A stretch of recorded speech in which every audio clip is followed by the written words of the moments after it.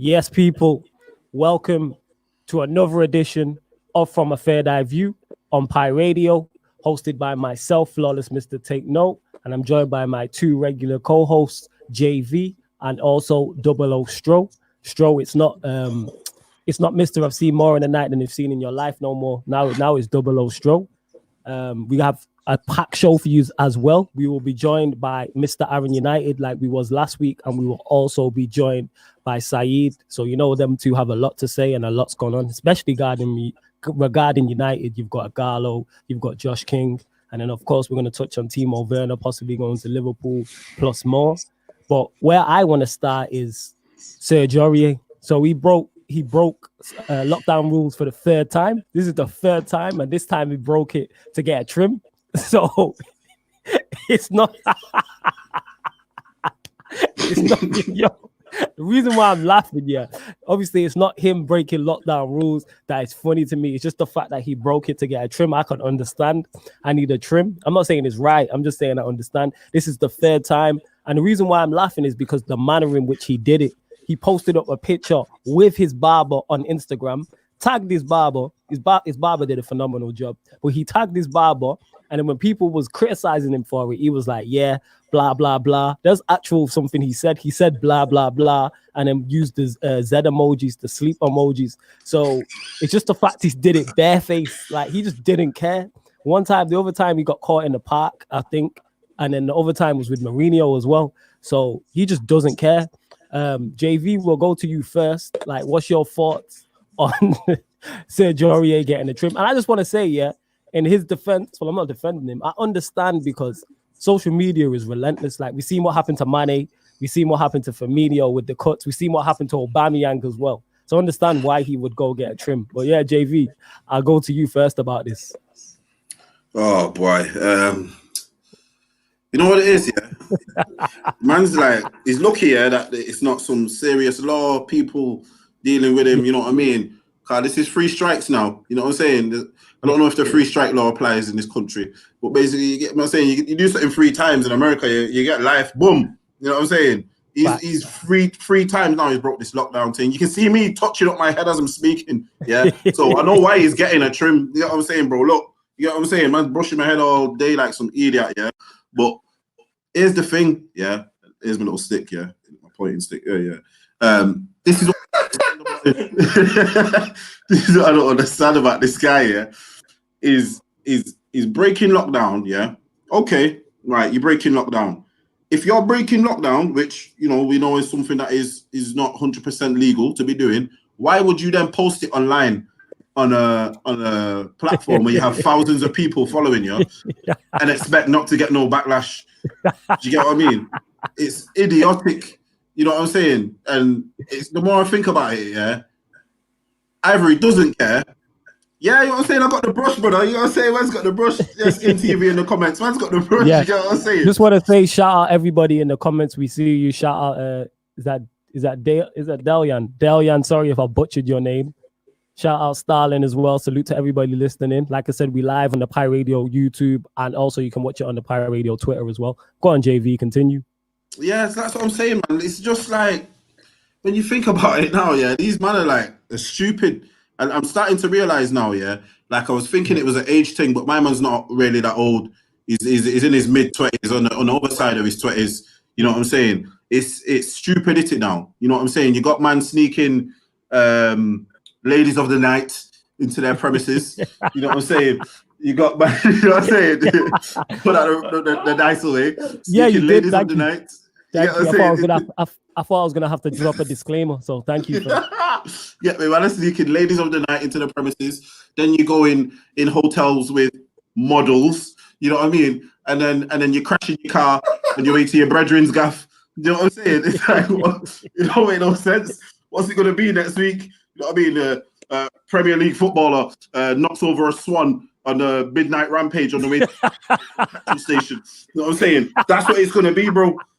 That is actually what it's gonna be. You know what I'm saying? Here's the funniest thing about that. It wouldn't surprise me. That would not surprise me at all. Like, Premier League footballer hits one on the way to get alcohol or something. Well, like, what is next? Like, footballers, there's been so many who have broke lockdown rules. Like 3 Arsenal players, Obviously, we had Jack Grealish do it, Kyle Walker, Callum Hudson-Odoi. Now, and this is the third time Serge Aurier's done it, so it's just crazy. You know what? Hear what? Yeah. See one player. If they were to break lockdown, and I don't think anyone would say anything about it after this week, is Aubameyang. Bro, do you see his head? You see his hair, fam? If he broke lockdown, he'll probably get a police. Check this. He'll probably get. Now you know what it is. Man already knows Mane's struggle. Mane's Mane. You know what I'm saying? Man didn't know Aubameyang was struggling like that. You know what I'm saying? So this is how deep it is. If that was Aubameyang, he'd probably get a police escort to the barbers. Man would probably make sure he gets there. You get what I'm saying? Man's hair was all. You know what I'm saying? Man's hair was clapping on his head. See that? You know what I'm saying? You see the way you're criticizing him now. This is exactly why Serge Aurier has broke lockdown rules. He couldn't deal with the backlash. He was like, let me get the backlash for getting a trim rather than not. You get me? Rather than not have a trim because the Aubameyang. Yeah, go on. You're probably living at ends where your neighbor's gaff. Yeah, you probably have to throw a stone to his front door. You know what I mean? It's not like I put out my bins and my neighbor's just looking at me. Like, what's he doing? What's he doing today? You know what I'm saying? Like, you know what I'm saying? Like, man spied on me. You know what I'm saying? He's not got that. He probably has to shout to his neighbor. You're right, Bill. You know what I'm saying? Man, house is far from there, so he can sneak in a barber. You know what I'm saying? Man, what sneaking ladies in the night. Why did he not think? You know what? I'll sneak in a barber. You know what I'm saying? Why did he do a constructive sneaking? You know what I'm saying? He could have sneaked in the barber, got his cut, paid the barber man extra for the lockdown trim. You know what I'm saying? And then after lockdown's done, he could have just said, "Yo, I'm gonna just promote you with a copy of me having a trim." You know what I'm saying? Man didn't have to promote himself because basically it's self-snitching. You know what I'm saying? It's like these men who go on social media and do them pictures like this. Do pictures like this with like a couple grand now, and the front door comes off. And then they're like, bro, man snitching out here, bro. Bro, you snitched on yourself. For anybody who wasn't listening, JV did the polls when people are posing with like lots of £20 notes. Obviously, we might have some audio only listeners, so I'm just describing to them. People are the thing is with him though, I don't even think that Serge Aurier, like, he wasn't trying to not get away with it. He did it barefaced. He was like, yo, forget you. He told everyone in the comments, blah, blah, blah, like a child. He was just like, whatever. Like he said something along the lines of, oh, make sure when you come to the training ground, you have gloves and masks on too. Like he clapped back. He was in the wrong and he clapped back. His wild stroll. What's your thoughts on it? Serge Aurier, innit? This man's known for making the same mistake time after time. Like defending, makes the same mistake, constantly gives away penalties, never learns from his mistakes. Gets breached lockdown, never changes, never learns from his mistakes. So what do you expect? Serge Aurier? Like, Facts. It's just the thing is I fully understand like where he's coming from, but come on, man, like you're living in a time where everything's being heavily scrutinised with everything that's going on. You've seen it with that Cummins idiot, whatever the hell he's been doing, driving to Durham and that. And then obviously you're gonna come under fire. You're a public figure, like it or not. You're in the public eye, and you are a celebrity, so you're gonna be scrutinised more than most people. Right? Just be like, come on now, be smart about it. Like you've seen Kyle Walker escorts, you've seen Hudson-Odoi, like in hotels and stuff like that. You've seen Kyle Walker breach it again, driving to Sheffield. So it's like, what do you expect? But yeah, it's Serge Aurier, innit? Don't really expect anything from him. Like you stated there, it's Serge Aurier, and this is the third time. So it's just at the point where he's like, I'm gonna do what I want and broadcast it. Like his trim was A1. Like don't get mistaken. Like if his barber was closer in Manchester, I'd be like, yeah, let me see if I can shout his barber because it's on point. But you can't really be doing that. Like he just don't care, and it's gonna become a point where if he does break the laws again, something bad could happen. Like surely someone's talking to him. Like surely Spurs. Obviously, we've joked about it, but surely Spurs are looking at it like this is bad PR. But true saying, go on. No, I was going to say to be fair with the Spurs thing, like Spurs haven't really got a leg to stand on either because Mourinho was holding training sessions in parks. So it's like if I'm Serge Aurier and Tottenham come to me like you need to be careful now. This is the third time. We're like, no, it's the second time. One of the times I was with your manager, the manager of this football club. It's true, job. It's true, Carl. Mourinho did that on full lockdown. You know what I'm saying? Man did that on full lockdown, like when man are not supposed to be outside. At least Aurier's done it when it's kind of relaxed. You know what I'm saying? So you know what? It's real. In Aurier's head, he's thinking, wow, I'm supposed to listen to my manager right now. You know what I'm saying? My manager's telling me to come check him and train. You know what I'm saying? He's not contracted. He's not contracted to the UK government. He's contracted to Tottenham. If Tottenham's telling him to do something, you know what I'm saying? That is true.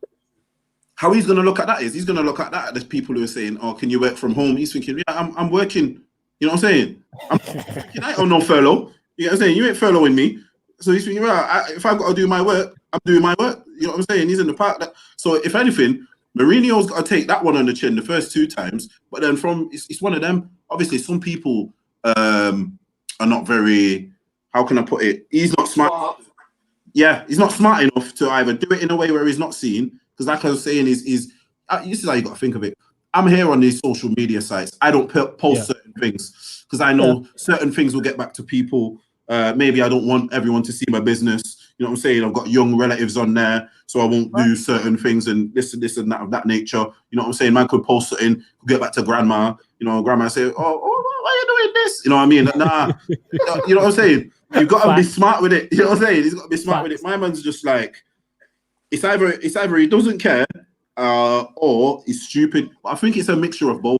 And I'm not even defending none of these footballers no more because, like I said, it's going to be something sensational next week. Every week now, for about the past 3 or 4 weeks, it's a footballer doing something stupid in lockdown. You know what I'm saying? Go run up a big Argos bill like everyone else has and start ordering things, or go chill in your jacuzzi. You know what I'm saying? Go chill in your pool, or go drive. I don't know. Go drive one of your 4 cars down the road and come back if you are a little thrill. You know what I'm saying? No. These men are doing stupid things. I'm hearing more footballers do more stupid things in lockdown than the general person. That is true. That they really have. Yeah, they really have. Footballers have really lived up to the stereotype of footballers being stupid. Nobody has been in the limelight more than them. There has been Serge Aurier alone has done this 3 times. We've seen managers do it. We've seen players, and it's not like it's one club. It's players. We've had Kyle Walker do things. So Kyle Walker's North. We've had Jack Grealish, who's Midlands. Then we've had Spurs by themselves, which is London and South, and Callum Hudson-Odoi. And the thing that's scary about this is they're the ones we know about. Imagine the ones we've missed. There could be easily 2 or 3 that have been missed, or they managed to hush up just before it got out to the public, or one of the players paid someone off like, all right, relax. Because these men don't seem to be able to control themselves. And I'm not saying you should break the lockdown rules, but if you're going to do it, at least do it smartly. Like you said, if you're going to get a trim, at least go and get a trim. Bring the barber to your house on a sly one in a blacked out whip. He pulls up, and it's calm. Like, simple as that. Like, I don't understand why it has to be so out in the open and all up front. Like, yeah, boom, this is my barber. This guy posed and had the lineup in the picture. Serge Aurier, it's on his Instagram still, and he's got the lineup, and his barber stood next to him. Was he at his barber's? No, he's at his house. Looked at the barber's house. I'm not sure whose house it was. I don't know the details. This is what I'm saying. These men are idiot, you know.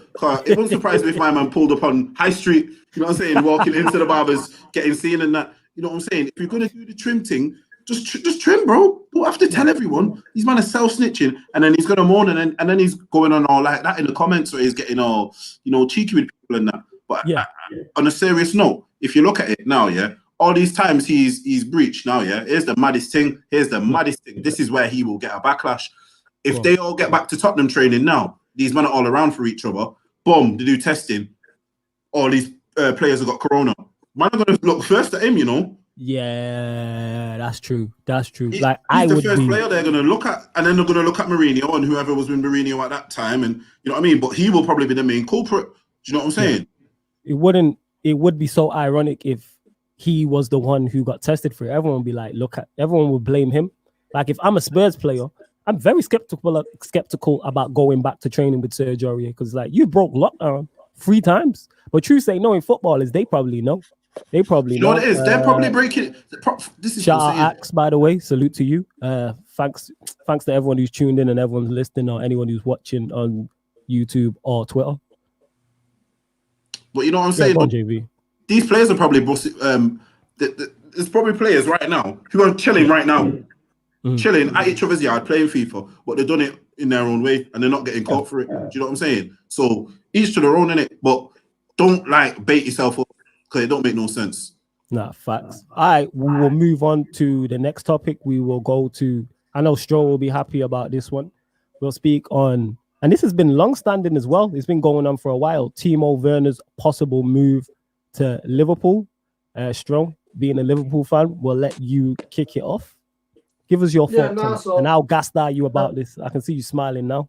Go on. Yeah, so basically news broke this morning, basically that, because like I said to you last week, Klopp likes to meet face-to-face with players so we can get a better understanding of what the goals are and them as a person, because obviously if you look at Liverpool's squad, there's a reason he's got certain individuals and certain personnel, because it suits him, the characteristics,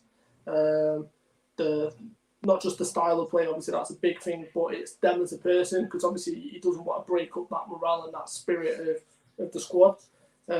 So he had a video chat with Werner this week, which was basically confirmed this morning. So I thought, okay, there's going to be some movement then, but I didn't know if it was still going to be next summer like it was planned, or it was going to be this summer. And then basically news broke out about 4 o'clock that Liverpool were looking to get the deal done within the next 3 to 4 weeks. The only issue is, because obviously with everything that's going on, is they don't know when the window is actually going to open or not. But the plan is Liverpool want to get it finalised. Leipzig know that we're in discussions with Werner due to the relationship that Michael Edwards, the sporting director, has done. They're more than happy for us to talk to Werner. So it's just a case of, as soon as the window's open, it looks like it's a done deal, which is, I'm buzzing. He scored a hat-trick at the weekend when every Liverpool fan was watching him to see what he'd do. I'm over the moon. I've wanted this kid for a number of years. So yeah, if this gets done, I'm gonna be so happy. Okay, so let me ask you, being a Liverpool fan, if you do sign Timo Werner, I'm guessing your front three obviously stays the same. This is how I'm looking at it. Firmino will probably drop into the 10. Werner plays as the 9. So to you, which midfielder drops out? Which 2 do you play? Like, who your first choice? Who's the 2? I said this to you last week. If anything, it'll be either Henderson or Wijnaldum, because Wijnaldum's stalling on contract negotiations, which is slightly worrying because he is one of our better midfielders. So it probably would be one of them. Okay, that makes sense. Which one would it be though? Which one do you think? Are you thinking? I'm asking you. To be honest, it depends. It depends on Wijnaldum. If he signs his contract negotiation and he stays with us, then it'll probably be Henderson. If not, then Henderson will stay there, which I wouldn't be too upset about because of the season that he's had this season. It really does improve. Like, as a United fan, it's worrying for me thinking that Liverpool could get better, and I think that severely improves you. I think it improves your team a lot. It improves your first 11 a lot because it gives you already score plenty of goals and create plenty of chances. And I think with Timo Werner, it enables that, and it allows Firmino to operate in the number 10 role and pick up spaces and not have to be a focal point of your attack also. So I think it's quality. And then he's got the insurance of a Fabinho and a Henderson behind him. Or if you really go for it and you decide to play Fabinho with Wijnaldum, Fabinho sits, Wijnaldum gets forward, can score goals, or Ox, then you've got Mane, Salah, Werner, and Firmino, which is scary at the 4. And then obviously your back 4 is your back 4. Go on. The way I'm looking at it is, if you look at Firmino's stats this season, and he's only scored 1 goal at home all season. Don't get me wrong, he scored big important goals. The winner at Wolves, which was crucial at the time. The 2 goals away at Leicester.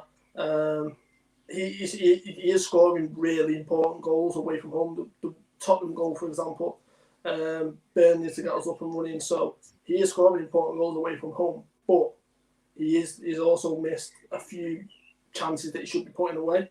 You put Werner in front of that. 1, he's not missing them chances. Secondly, his goal scoring, he's not going to have only scored 1 goal at home all season. So if you just add that to the equation of what we're doing now, I mean, we're 25 points ahead currently.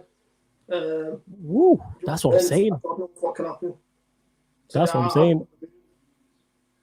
For real. JV, what's your thoughts on it? Because I know you're a big critic of Firmino in terms of his goal scoring return. So what do you think about the possibility of them signing a Werner who... What are your thoughts on Werner? Do you rate him, actually? I don't think I've seen... Yeah, Werner's hard. Werner's hard. Okay. He's a big boy striker. If you look at strikers in Europe now, not even Europe, in the world, Possibly, if you look at, obviously, when I say strikers, people have this debate: is Messi or Ronaldo a striker? So I don't even bring them into it, because any footballing debate, they're going to be you know what I mean? So I leave them out. Sorry to cut you off. Them two, I just put them in a completely different tier. Yeah. Like, they God tier. Like, They're not human. They're not human. So, like, it's unfair. If you compare anyone to them, it's unfair. So, like, they're on their own. Like, they've set standards in terms of just footballing consistency. Like, whether, I don't think either of them are the actual GOATs, but I think of consistency, there's nothing close. Like, and them have been at the top for the past 10, 15 years. It's ridiculous. But yeah, go on. Give us your thoughts on Werner. Yeah, so when I look at strikers around at the moment, if we say, let's say, apart from obviously the Messi and Ronaldos of the world, your best number 9 about is probably Lewandowski, innit? Yeah, that's a fair point. I'd say we're all agreed on that. Then after that, it gets a bit like, yes, who is it? And then you'd probably say, all right, Aguero, or you know what I mean? You could throw names in the hat, but Werner's one of these people who, and I don't know if it's because he's in the Bundesliga, and I don't know if it's because we've not had a major tournament and he's like, starred for Germany or something yet, but you don't get his name thrown in there. But if you watch this guy play, you'd realize he's a serious threat. He's a problem.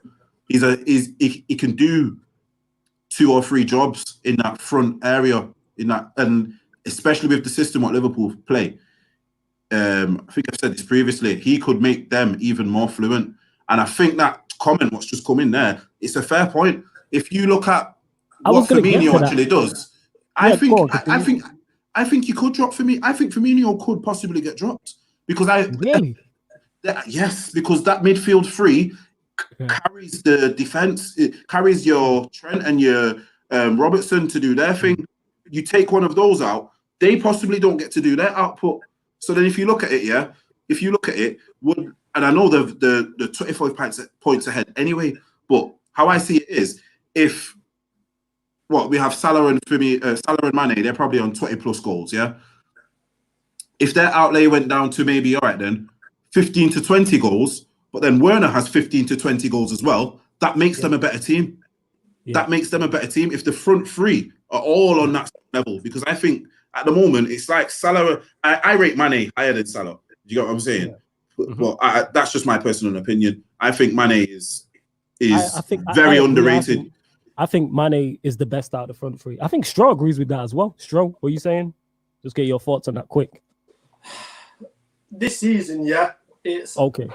The problem is it's hard to argue against what Salah's done for the past 2 seasons.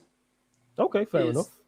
Just like he's on course to be our record goal scorer in the Premier League, and he's only been there for 2.5 years. So he's our top goal scorer again in every competition this season, which, to be honest, when I seen that, surprised me, because I thought it would be Mane. But yeah, Mane's been our best player this season by no debating. I mean, Salah didn't play against Everton, and Mane ran that game himself. His assist, his goal, everything. Like, you look at the Norwich game, for example, we were drawing. We didn't look like we were going to pull a win out of anywhere. That would have been another crucial time to drop points, and Mane was just coming back from his injury, and you've seen the impact him not being in the team had when he got injured away at Wolves. We struggled. Mane comes off the bench, been out for 2 weeks, and scores an absolute world. He plucks out Finn, wins us the game. So yeah, there's no debate. He's been our best player this season. But I personally, I like them both. I can't really compare them. It's difficult. I can't say Salah or Mane. So yeah, I'm just going to sit on the fence and get splinters in my book.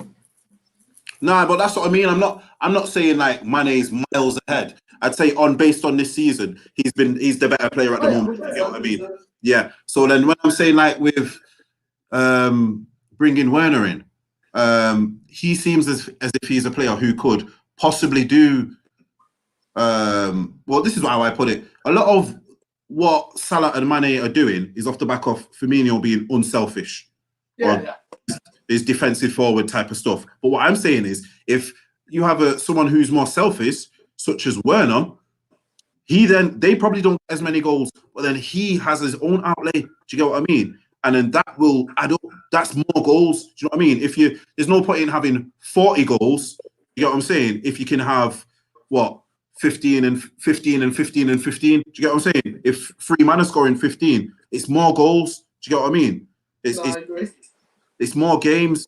So it's one of them where I think Firmino, at first, I think they will experiment with it. But I think in a big team, not a big team, in a very big game, I think that's a decision for Klopp to make, because I think that could be a case of Firmino getting dropped, or I think it's the case of Firmino getting dropped and Werner coming in, because I think in a big game, how you play, how you set up, that midfield, those midfield three, how they play, they allow the rest of the team to do what they need to do. And I think messing with that midfield three would be more detrimental than messing with your front three. Do you get what I'm saying? Yeah. So it's one of them. I think there Klopp has got some big decisions, but it's nice. It's a nice decision. You know what I'm saying? It's a nice headache. You know what I'm saying? There's bad headaches and there's nice. That's a good headache for him to have. So that's definitely. Werner.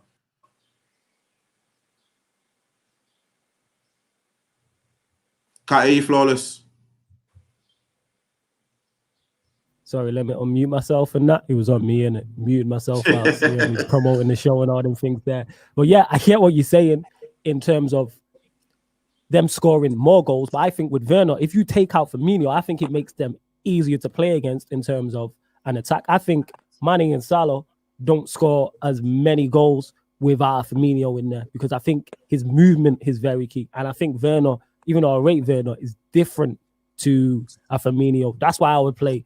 If I'm playing against Liverpool, the last thing I want to see is Mane, Salah, Werner, and Firmino off him. I'd rather than play the midfield three they have and Salah, Mane, and Werner, because it's just, like I said, just the spaces that Firmino picks up, and then it's off of him to, then the burden's not on him to score. He can just go and have a free roll with the two midfielders you have.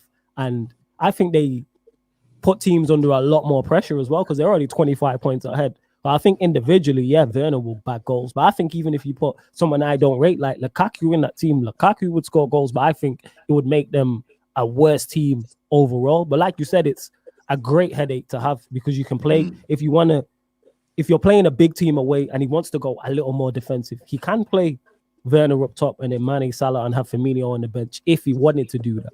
If he wanted to. Daylan said here, let's see, with Mane, Werner, and Salah, you have a quick and dynamic front three where all three could play across any position in the forward line. And I agree with that. Obviously, I don't think Werner's as versatile as Firmino, but I think that front three with Firmino off it just improves it. Like when we spoke on Coutinho, we did it on a previous show.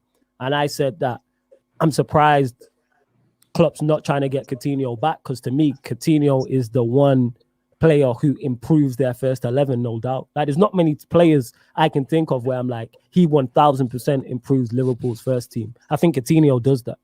And that's testament to how good Liverpool's team is. Like, they're the best team in the world. So that's testament to them. I think Coutinho is that. Werner, I reckon, again, is that if you do drop Firmino in the 10, because Firmino's not really an out-and-out 9, as we know, because of his goal-scoring record. But it's interesting to have. Oh, yeah, Starling said here, we can move on to this, actually. I forgot about this. Salute to you. Former Chelsea star Michael Ballack says Virgil van Dijk is very lucky. So I don't know if you've seen the comments, but Ballack said that Van Dijk is very lucky to play in the era that he is in, because he doesn't have to play against the caliber of strikers in his era. We know the caliber of strikers has dipped. And Rio Ferdinand made a great point. He was on a podcast. I can't remember it, but I can't remember the name of it, but it was a very good podcast.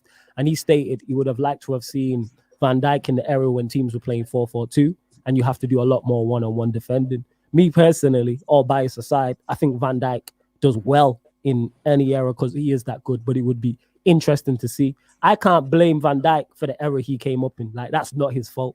Like, people love to beat people with a stick with that. It's not his fault. Would I love to have seen Van Dijk against a Batistuta? Of course. Let's just see what happens against a Brazilian Ronaldo, against a Raul, against the Del Piero and Inzaghi, against the York and Cole, against a prime Robin Van Persie. Like, this would have just, but that's not his fault. Obviously, we know that era is different. But go on, JV. Give us your thoughts on that.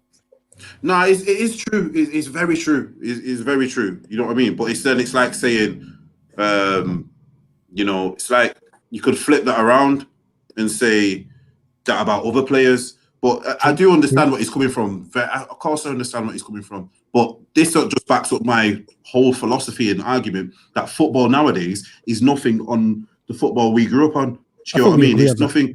There's no comparison. Do you know what I mean? Like, all right, then, like, think of having to play 1 week you're playing Shearer, next week you're playing Drogba.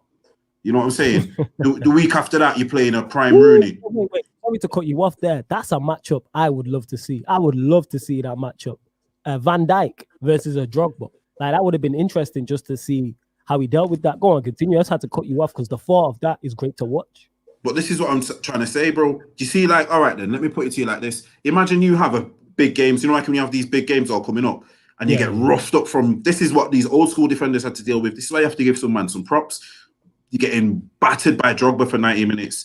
Next week, you got Shearer. Shearer's battering you. Do you know what I mean? The week after that, you're up against Rooney in his prime. So Rooney's haggling you this and that. You're getting one ragged. A lot of these matches, what Van Dijk plays, they're nice matches, bro. And this ain't Van Dijk either. This is every centre defender nowadays. Yeah. You're playing a nice match, bro. You're probably only having to do to get a bit nasty at a corner or a free kick. Do you know what I'm saying? So that goes for a lot. That goes for every defender. Do you get what I'm, in this current age? Every defender in this current age, every centre midfielder, the centre midfield's nowhere near as nasty as it used to be. Do you know what I mean? In a match, and it's the whole game isn't as tough and rugged as it was. Like the challenges, sometimes today I see some of these challenges and I get vexed. I'm like, what? Come on, man, let the game run. Do you know what I mean? And go on. Because it's not that era. Like, we've seen that era, like, because we're old enough to remember the era of being aggressive and it was okay. Like, not everyone's protected. Like, players are much more protected. That could be, it's for the good, but then I can see both sides. I can see the good of it, but I can see the bad. Sometimes I just want to see a dust up. I want to see 22. I want to see 22 players aggression. Like, that's what people forget. That's what made United Arsenal. A lot of the time, you don't even remember some of the games. Obviously, you remember certain moments. You remember Giggs in the semi-final. You remember Sylvain Wiltord scoring, winning the title. But what we remember is Pizzagate, bust-ups in the tunnel. Get me? After Van Nistelrooy missed the penalty, Keenan Vieira in the tunnel is probably my favorite Premier League moment, and arguably my favorite Premier League game, when John O'Shea chipped the keeper with his left foot. Like, that's what I'm saying. Ronaldo scored twice, like the black kit, everything. But I see you out there, like in the tunnel. Yes, like, you know what I mean? So everybody loves that. It's all good, Balak saying that, but then, all right, then I could flip that and say, would Michael Ballack have been as good in the years before? You know what I mean? In that 10-year decade before him, would he have been as good? Would he have been as good if he was playing against the Lothar Matthäuses and you know what I mean?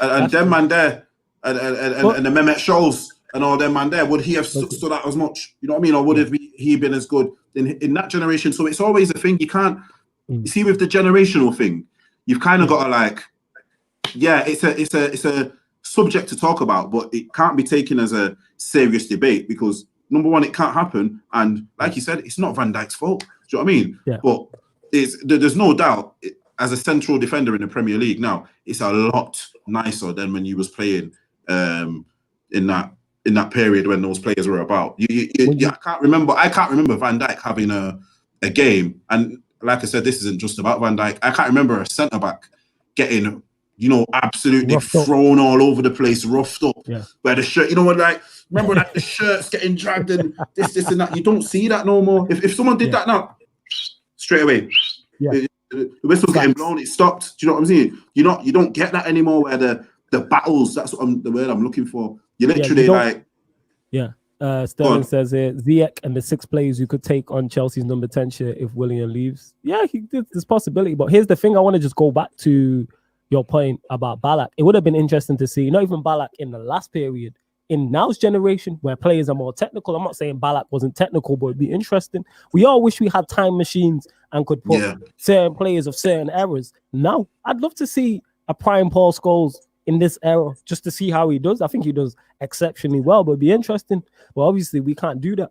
But like you said, with central defenders, we don't get them number 9s who rough. There's no Kevin Davies anymore. There's no Chris Suttons who ain't the best technically, but you know you're in for a war. Because that's what I mean. Look at them 2 man you've just named there. Apart from Sutton, where he had that season where he won the league, them man there, your Suttons, your Davis, your Duncan Fergusons, he's the man. Them man are there to give you a hard time, and score some goals. But more time, they're there to give you a hard time. No one's getting a striker like that now. Your striker needs to be able to, number one, put the ball in the back of the net. Now you're probably expecting your striker to even add some, have the ability to assist as well. Do you know what I mean? Whereas back then, you're not expecting that. So, like in those eras where they're talking about, all right, then Drogba might have got a lot of assists. You know what I mean? Henry got bare assists, but his primary thing was to score. And even people forget how nasty Henry was. Nasty, you know. He was a tough striker. Do you know what I mean? He could give it out. True. Yeah, they were nasty with it. So that's something that is like evaporated out of the modern game, where your striker. The last one I can think of to that is Diego Costa. He's the last. He's the last of that type of breed. Is your Diego Costa? That's what it is. Georgie F says here, would Van Dijk replace Vidic or Ferdinand 10, 12 years ago? I don't think so. Nah, not at the moment, but what I will defend Van Dijk on is his time will come. If Van Dijk stays at the level he is at now for the next 5-6 years, he's in the conversation. Like, we are too quick to put players into those type of conversations. Do I believe Van Dijk is as good as any of them? Yes, but Van Dijk's only been at Liverpool, 2 years? So it's like, let's just see. We don't know. Next year, Van Dijk could fall off. Who knows? We really don't know. Like, if Van Dijk just stays at this and has 7-8 years and Liverpool win Premier League titles, Champions Leagues, I'm not biased like that. I will put you in the conversation, but it's like, let's wait and see. I'll be like, let's just see, because Van Dijk, we don't know. Van Dijk, we've seen this one season wonders or players who have a good patch for 2-3 years and then don't really go kick on from there, because we don't know what will happen. Good Lord forbid Van Dijk gets a serious injury or something like that. Like, I see people mention Van Dijk in terms of, is he the best Dutch defender in the Premier League ever? Like, Stam wasn't here. Like, people need to relax with that. Go do your research on Stam and see how other players talk about Stam. Because we talk about defenders, when we talk about centre-backs, we talk about them with either they have great footballing ability or they're just physically a brute. Stam was both. To me, Stam was a mix of Rio and Vidic. He's the two of them in one, literally. Yeah, go on, Straw. I seen you clapping there. Go on. So, for example, it's not just United fans, Liverpool fans. It's every football fan. So, your rival, whether it's your Birmingham and your Aston Villa, whether it's your Arsenal, your Spurs, or us and you and City, your team will have a legend, a great player, and then, for example, City could have another player, and it's like, they wouldn't get in our team because they wouldn't dismantle these two. It's like, can we not just appreciate great players at great times? Like, true that. So yes, say that louder for the people in the back. All football fans really want to do is just discredit everything that the team that you don't like is doing, and that's what bothers me. So it's like the whole conversation of, the one that always comes up is Scholes, Gerrard, Lampard. Why can't we just appreciate all three of them for how good they were and the numbers that they did and what they brought to the game? 3 completely different players. So the fact that you're trying to compare the 3 of them, to me, is ludicrous. You're only doing that because you're prideful of your clubs. And it's the same thing with Van Dijk. It's like, Van Dijk, great player. He's complete in the year and a half that he's been at Liverpool. He's completely changed us as a team. Or coming on to 2 years, shall I say, completely changed the way that we can defend it. He's a natural leader. And it's like, is he the greatest Dutch defender? It's like, why? Like, why do you have to compare him to Jaap Stam? Why do you have to compare him to the likes of Ferdinand Vidic? Because at the end of the day, that was 10 years ago. They were phenomenal. That's probably the best partnership I've ever seen in the Premier League. And that's apart from Terry and Carvalho. But to me, it was always Vidic and Ferdinand. They had everything. Pace, power, strong in the air. They just won everything. I hate playing against him. But Yeah, but it's like and it's like the whole Messi or Ronaldo. Let's just appreciate great players and what they bring to football. I'm first and foremost, I'm a Liverpool fan, but first and foremost, I'm a football fan. Yes. So I just wanted to make that clear. So it's like I've said this many times. The 2008 Manchester United team is one of the best teams I've seen in football. Yeah, cool. The 2005 AC Milan team. It's the anniversary of Istanbul, by the way. I still don't know who won that game. Still don't know, because that team for me is one of the best teams you'll ever see. Cafu on the right, Maldini, Kaka, Gattuso, Seedorf, Crespo, Shevchenko in his prime. Like, I love football. I'm a huge football fan, first and foremost. And some of them teams and some of the players that have come through down everything, for Ballack to even make that comment, it's just like he's fishing. He really is. And he's upset about something. It's like, I don't understand why you've made that comment. It's like me turning around and saying, oh, well, I'd love to see Messi and Ronaldo go against Maldini and Nesta and go against these defenders and go against Jaap Stam and because he won't score that many goals. It's stupid. It's just hearsay. We're never going to know.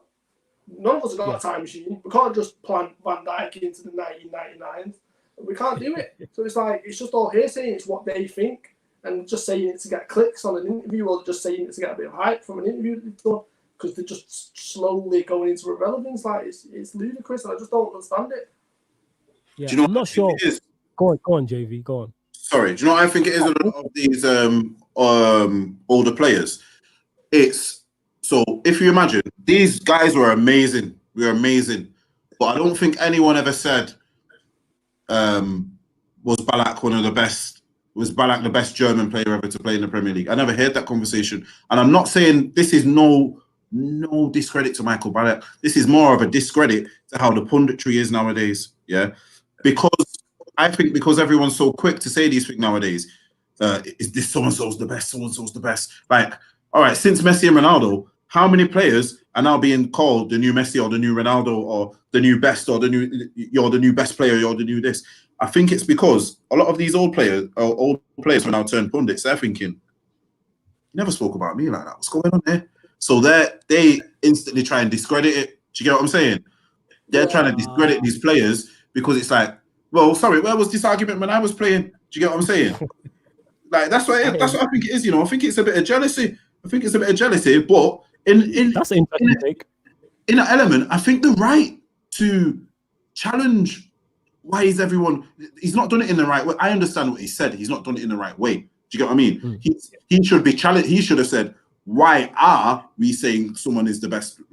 Instead of saying, "Oh, well, he's not the best because he wouldn't have." Do you get what I'm saying? How we've put it here is, he's a great player, but you know, let's give him time and that. That's what I think it is with a lot of these players from the past, i.e., the king of it all is Yasunes. They don't like to see people getting credit that they've not got. Do you get what I mean? That's what I think a lot of it is. They're saying, oh, this guy's getting mad credit for this, but, you know, I did this and I did that, and, you know, I won this trophy and I won that trophy. No one talked about me like that. But in essence, it's more, to me, that comment is more of a discredit to the era we're in than to Van Dijk as a player. Because we all know how much of a great player Van Dijk is. Yeah. So here's the point I want to make as well. Cool. I want to end this myth completely now, because I've seen it floating about and I've seen it mentioned on other shows. At no point, and this is from a Liverpool fan, at no point is this Liverpool's team the best team the Premier League has ever seen. It's not. We've not won a title yet. Fair point. Yo, I'm going to clap you like that. Are Liverpool potentially about to have the best individual season a Premier League team has had? Yes. See the difference between the two? Yes. Big difference. Massive difference. And I'm sick to death of seeing this narrative of, Liverpool the best team that the Premier League, is this the best Premier League team, or Liverpool, however you word it. No, we're not, because we've not won back-to-back titles. We've not done that. We've not won 2, 3, 4 in a row. We've not. Yeah. So you can't compare us to that. But the best season, and this is what City did. City, when they won it and they had that groundbreaking season, broke the records points. Was that the best season by a team in the Premier League history? Yeah. And we're about to do that. But there's a massive difference between the two. So we need to end this narrative now. Unless Liverpool win the league 5 times in a row, and continuously dominate the way we've dominated, then we can come back to the conversation, is this the best Premier League team? When we win back-to-back titles. We can't do that now. Can't. And that's what bothers me. Yeah, just before you continue, I'd like to obviously welcome special guest in the building, returning from a Third Eye View. Come on. Saeed, clap it up for Saeed and that. Yeah, man, appreciate that, man. Appreciate it, man. It's all good. You just called us in the people? top. Yeah, man, everyone's good. To everyone listening, to everyone not watching, Saeed has just joined. Make sure you go check out his YouTube channel, United Central. Man. One of the most famous footballer YouTubers out here, one of the most hardworking as well. Yeah, big facts, man. You got people their flowers while they're here. But yeah, go on, JV. Continue what you were saying in regards to the Liverpool thing. Do you know what it is? I think Stroll has just made me realize something, and this is probably why. See, with the overhyping of teams, yeah? Is this the best Liverpool team ever? You see the overhyping of City last year got to their head, cost them the title. I'm telling you now, the overhyping of that City team. So, all right, let me put it to you like this. If I tell you you're good, someone says to you, you know what, Flawless, you're good at what you do. You're like, oh, you're a nice one, bro. Thanks for that. You go and walk in the shop, it's in the newspaper, Flawless is the best. You're like, oh, man. Yeah, all right. You know what I mean? You get in your car, you listen to the radio, Flawless is the best. It's like, oh, okay. You're probably hearing it so many times now. It's like, yo, I'm the best. You know what I'm saying? The next time you go to do this thing, what you're the best at, is your effort 100%? No, because you're the best. You've been told a million times, drilled in your head. These City players and even their manager, they come into this season, underestimated Liverpool. They underestimated the rest of the league half of the time with how they've played against certain teams. And this is where I think that don't get me wrong, they should be a lot more stronger minded to not just, get gassed by everyone. That's what I was gonna say in terms of that. It takes a strong person to be at the highest level and be number one, but work like you're trying to work like you're at the bottom. Like, that's hard. That's why you see certain people get to the top for 2-3 years and we disappear. Well, we'll switch topics now. Anyway, obviously we got Saeed on, so we'll talk about Saeed. Do you want to start with Ighalo or do you want to start with Josh King? I think they're interlinked, but let's start with Ighalo. All right, we'll start with Ighalo. Go on, give us your thoughts on Ighalo, and then we'll kick on from there. Like, obviously, football's all about perspective, you know what I mean? And when he came to the football club, and when it was announced we were signing Ighalo, I'm not gonna lie to you, I was one of the first people that tweeted out. I said, it looks like a panic bag to me, and I was like, Ighalo, you know what I mean? Is that what Man United are now, buying Ighalo? You know what I mean? And no disrespect to the guy, you know what I mean? Went to China for a couple of years. I was like, is he what Man United are looking at? Is he the caliber player that Man United should be looking at? And I was like, nah, this seems a bit desperate for me, man. And I wanted a late deal of Cavani and Mertens. I remember Cavani and Mertens were available, and I was like, Mertens, Cavani, you know what I mean? Short-term deal, 1 year, 18 months. I think they could do the job. I really don't think they could do the job. Then I said to myself, you know what? Okay, let's see what it's about. You know what I mean? It'll be 6 months. What happened was it was a 6-month low deal. I thought, you know what? I can bear with that 6-month low deal. But then I was like to myself, damn, yo, this guy is speaking well in the interviews. Like, he loves being here. Like, he's like, it's not about like, do you know what I mean? I'm willing to take a pay cut. You know what I mean? When Man United come calling, I was not hesitant.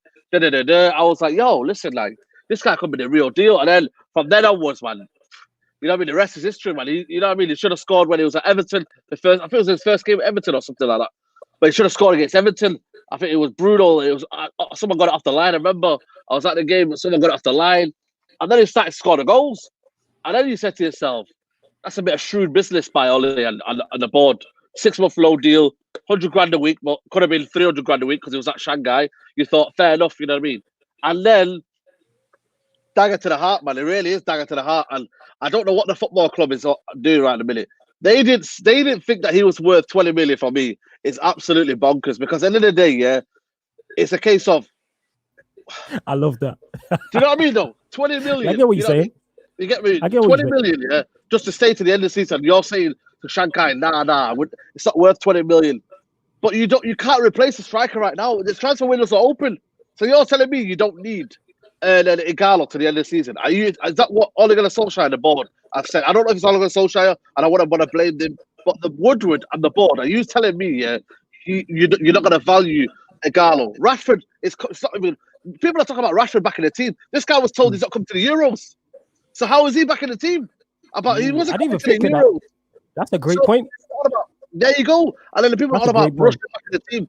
We cannot rush Rashford back in the team. He has to come a systematic way of, you know what, we'll bed him in here and there. For me, I don't even know if he can play a full 38 game a season nowadays because at the end of the day, he's suspect to injuries now. I'm not injuries with a back injury. I've heard the back injury is one of the kind of injuries that will you know what I mean, will like, you know, affect your career, man. Van Persie was talking about some games you feel it and whatnot, and you don't know what Ole Gunnar Solskjaer is going to do. He might just throw him in the deep and say, yo, listen, man, I ain't got anyone else, yo. You're going to play the rest of the season. And what are players all around the Premier League going to do? They're going to target Rashford. They're going to say, even though they're not going to do it intentionally, and everyone's a professional footballer, and the morals are out there, but they're going to say, yo, listen, I'm going to nudge him now. I'm going to make sure he's there. He's right there, you get what I'm saying? So, for me, just on the Ighalo bit, I just think absolutely crazy, man. You got a player there, and you know what? This is a good strategy business by Shanghai, mate. What they've done, they've absolutely used and abused Man United, mate. Because what they've done, they've got the best medical facility for Ighalo. They've got the best fan base in the world for Ighalo. You know what I mean? Nigerian fan base, you know what I mean? They try to create a fan base. They've almost like, I don't know if you go and play NBA, but you know what I mean? You can absolutely hype up a player at NBA right now, and then you play that for a month, you're about 95. You know what I mean? And you got like so many fan base, people all know you on the courts and all that. You know what I'm saying to you? So for me, I don't know, man. I just feel like we got used and abused by Shanghai, and now they're saying right, we've got a player here who's fit, he's firing goals, he's confident. Right, who else wants it for 30 million, 35 million? I'm telling you, man, we got used and abused, mate.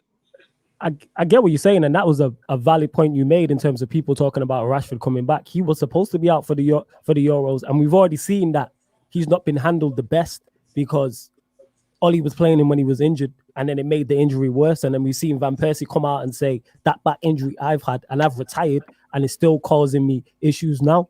Yeah. JV, what's your thoughts on Ighalo not signing? I mean, United not signing Ighalo, and do you think it's a mistake or not? It's a huge mistake.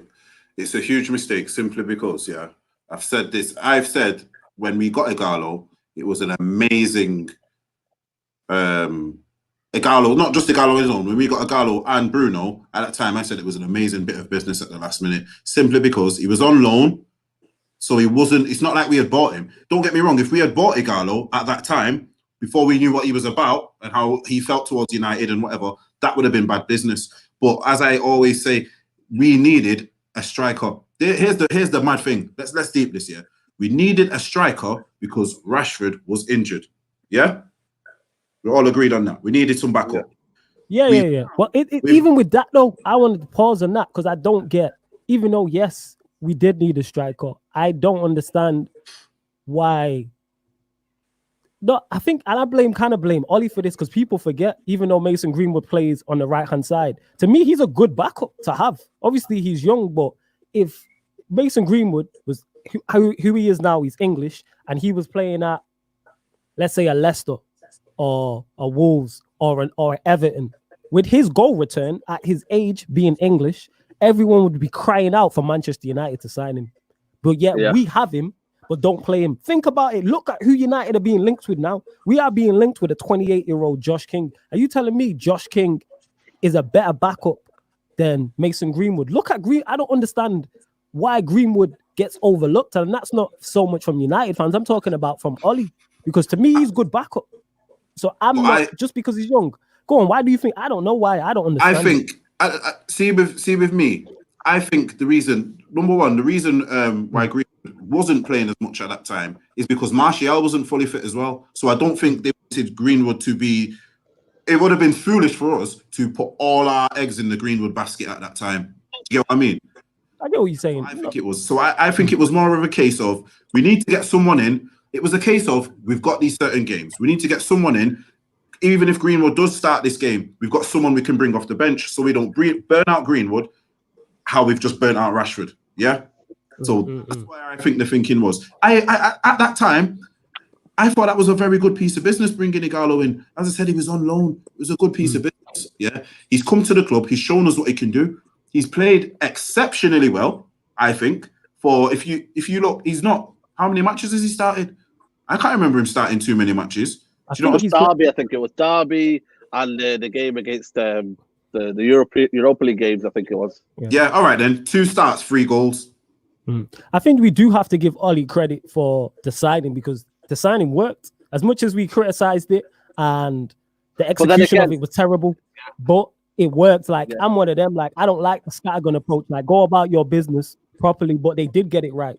Like I'm not fussed about it as long as the result is right. But in this instance, this is my point, no, because they didn't. Sorry to cut you off. They didn't go and get Ighalo 1st of January. Let's go get him. We was linked with 2 or 3. We tried to go get Josh King.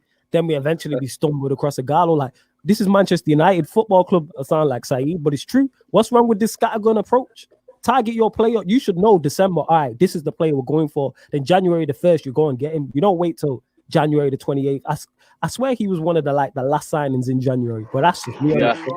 It was. But then here's my thing on it all. Yeah, we managed to get him. He's coming. He's done well. Yeah, we've got this whole situation now. Yeah, where this was the original point I was trying to make. We brought in Ighalo because we needed backup up front.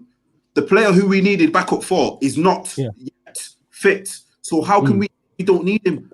It doesn't make any sense. We cannot sign Josh King now. It doesn't actually make sense, if you think about it. We can't sign Josh King right now.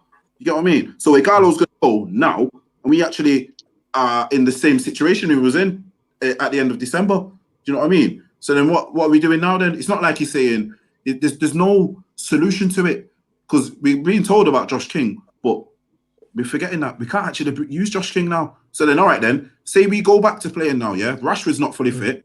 Martial gets an injury because he's quite injury prone. Then all our eggs are in the Greenwood basket. We're back to where we was. Do you get what I mean? And then I get what you're saying. I'll end on. But then again, when you look at it, though, sorry to cut you off there, but just to end on that note, we would have not bought Ighalo and Fernandes if it wasn't for injuries. So you got to just look at it from the whole transfer strategy in itself. We would not have bought them two if it weren't for Rashford and Pogba being injured. That's crazy for me. But yeah, sorry. No, I hear what you're saying, but the fact that for once we actually sorted it out. Us getting and Ighalo actually sorted it out. I know it weren't done when it should have been, but we actually sorted it out. It's now we're going back on the good work. Do you get what I mean? What is it? To me, it's saying, you know what, Bruno's done really well. We'll just put more pressure on Bruno. You know what I mean? It won't surprise me if we come back now and Bruno is playing right off the striker and Pogba goes into the midfield and they're going to say, yeah, we don't need another striker now. Do you get what I mean? Because let me put it to you like this. I'd rather have a Ighalo on loan than spend actual cash money on Josh King. You know what I mean? It's buying. If we get Josh King on loan from Bournemouth, I'd say it might be another good bit of business. But you've got someone who's not proven, but he's shown you at least what he can do. He's given you an idea of what he can do. You might as well keep him. Who are you getting for 20 mil? Who are you getting for 20 mil? Who can score you the amount of goals that Ighalo has for you in those games? And also is happy backup. You can see it. Georgie Evans says Josh King should be nowhere near any top 6 team. He's a mid-table player. Rather give Greenwood more playing time. Greenwood would also get more goals than King. I agree with that. That's what it is. So, Stroh, what's your thoughts? Obviously, being the only non-United fan on here, what's your thoughts on United potentially going for Josh King? Being starter with double O strong, I'm going to hit you with some stats. So Here we go. Right. Chelsea are in 4th, 48 points, 29 games played. Yeah. Hughes are in 5th, 29 games played, 45 points. Wolves, 29 games, 43 points. Sheffield United on 43 points, 28 games. So they've got a game in hand, right? They win that, they'll go a point clear of you. Chelsea are there for the taking. Kante has said he doesn't want to play the rest of the season because he's got a heart condition, which hasn't been reported by the media, which is ludicrous, by the way, but that's another topic for another time.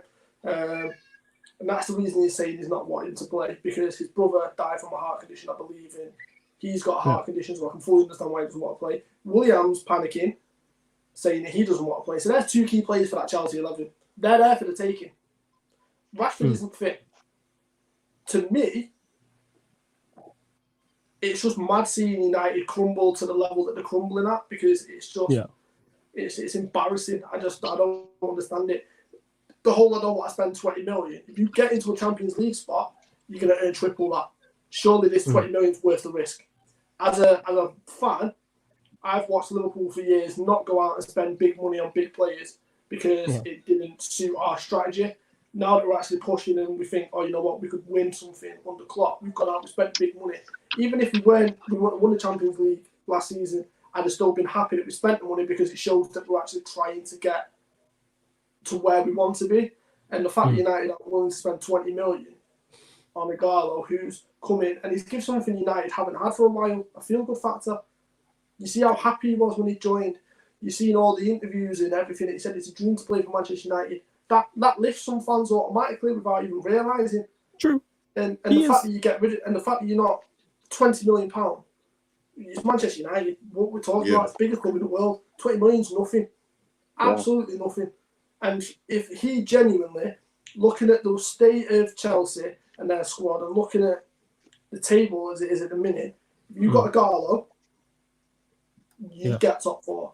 Without Ighalo and Rashford isn't fit, I think Wolves might overtake you. I think Sheffield United definitely going to take you. And then you're back in the Europa League, which is pointless. You probably already have, to be honest with you.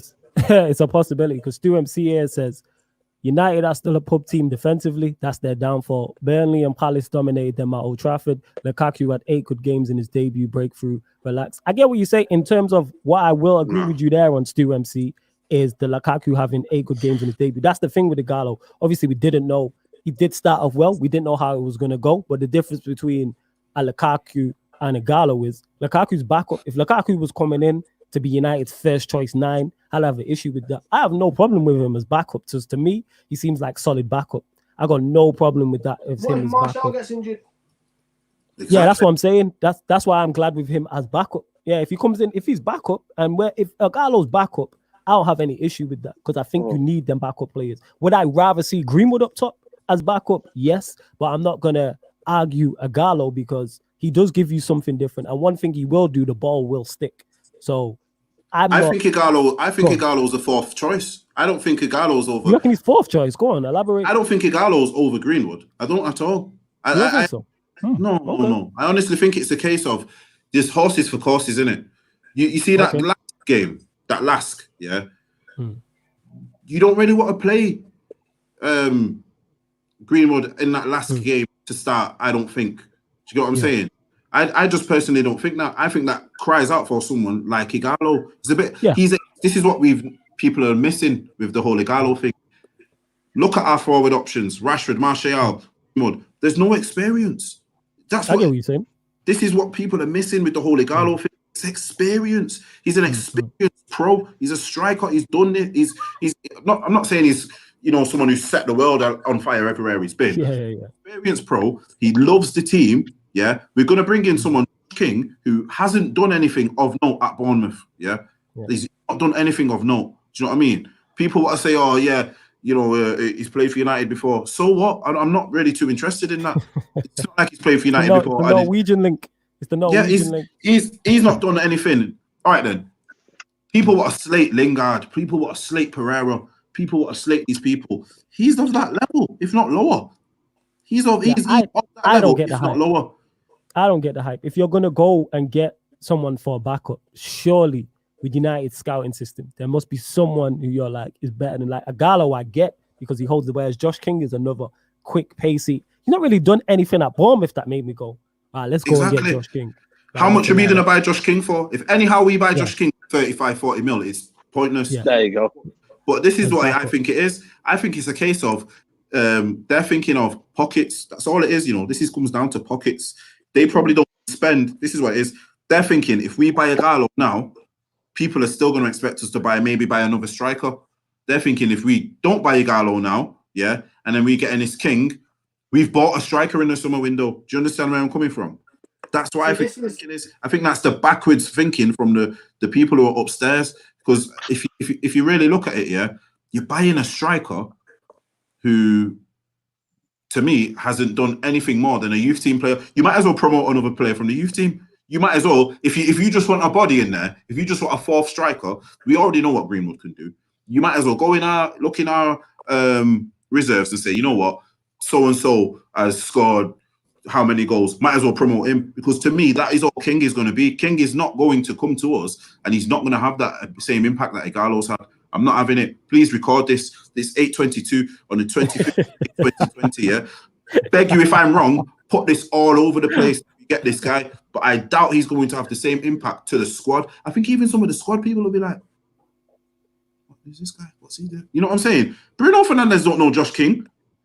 Yeah, that's true. And Stu MC said, I was meaning in reference to Bruno, not Ighalo. The difference with Bruno and what Bruno did with United is he gave everybody a lift, because United have been starved of quality, especially in that central midfield role. And for some reason, fans don't appreciate Pogba. I don't know why. We've seen Bruno lift everybody. Like, he lifted the fans around the place. He lifted the whole atmosphere. We've seen him struggling with Pereira and your Dan Jameses and literally managing these players on the pitch to the point where he dropped deeper. He dropped from a 10 to an 8 and was playing. So that's why everybody got so gassed over Bruno, because we've lacked that. That's what it is. We've lacked that for a long time. That's what it is. I think Ighalo's had a similar impact. He's just not as glamorous. That's it. Ighalo's coming. That's true. He lifted people. Yeah. He's not in terms of the team. He's done what a number 9 is supposed to do. Bruno's coming and he's done what a number 10 creative player is supposed to do. It's just that he's not that shiny, attractive player. Do you get what I'm saying? Yeah. He's not someone like Bruno who's going to become a name. We can't market Ighalo, even though we probably could if we used our brains. You know what I mean? Because he's probably like one of the most top supported African players from Nigeria, bro. Nigeria, that's what I said.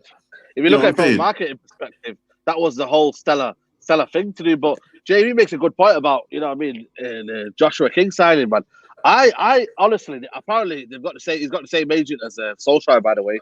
And I honestly think Man United will honestly pay 30 million for what's it called, Josh King. And if that happens, mate, absolutely crazy, mate. It's absolutely, because at the end of the day, then you could go buy what Cavani. I'd rather go get Cavani, who's 33, 32, and he's what, if he costs 20, 25 million, because I know there will be goals. You know what I mean? And it will, you know what I mean? Imagine he was to play until 35, just behind maybe Martial, maybe play on the front 2, maybe play 4-4-2 or 3 at the back and then play 2 up top. You know what I mean? I'd rather have that, honestly, to be honest with you, than to have, you know what I mean, than Josh King. Josh King, for me, I like him, He's a good player. He plays for Bournemouth. He's got about maybe 14 goals max in a season.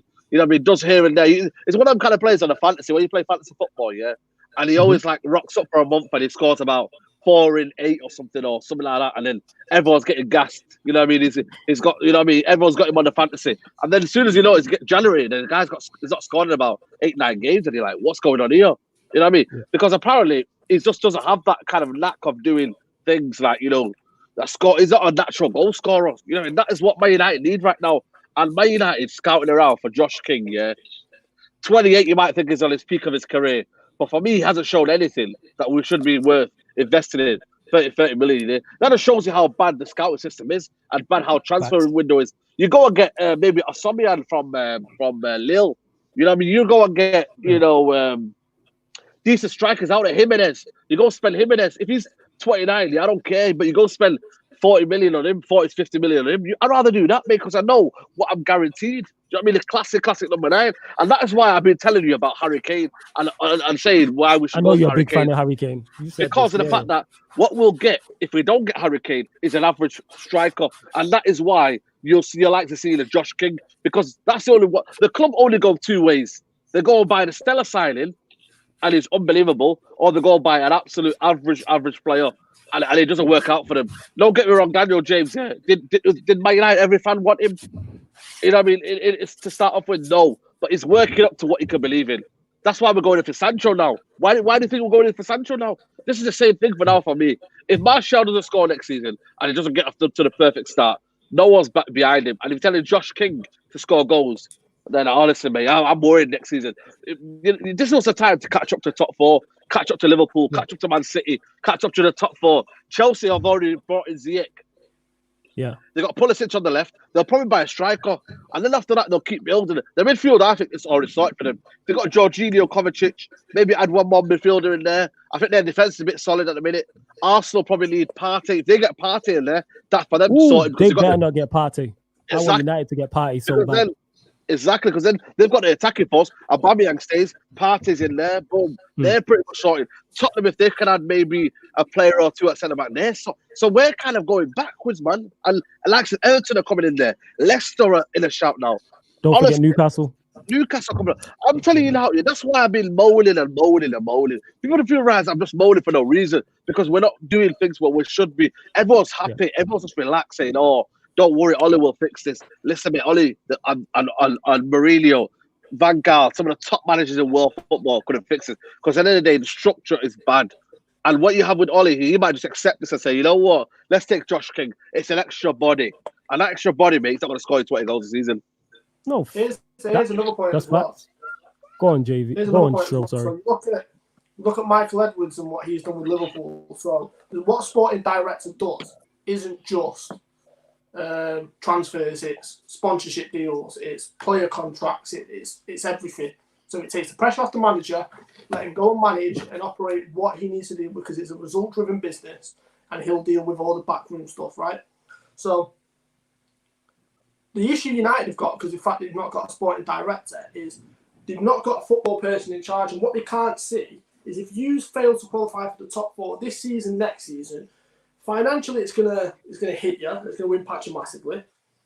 The players you're going to attract want Champions League football, so you're going to struggle attracting big players.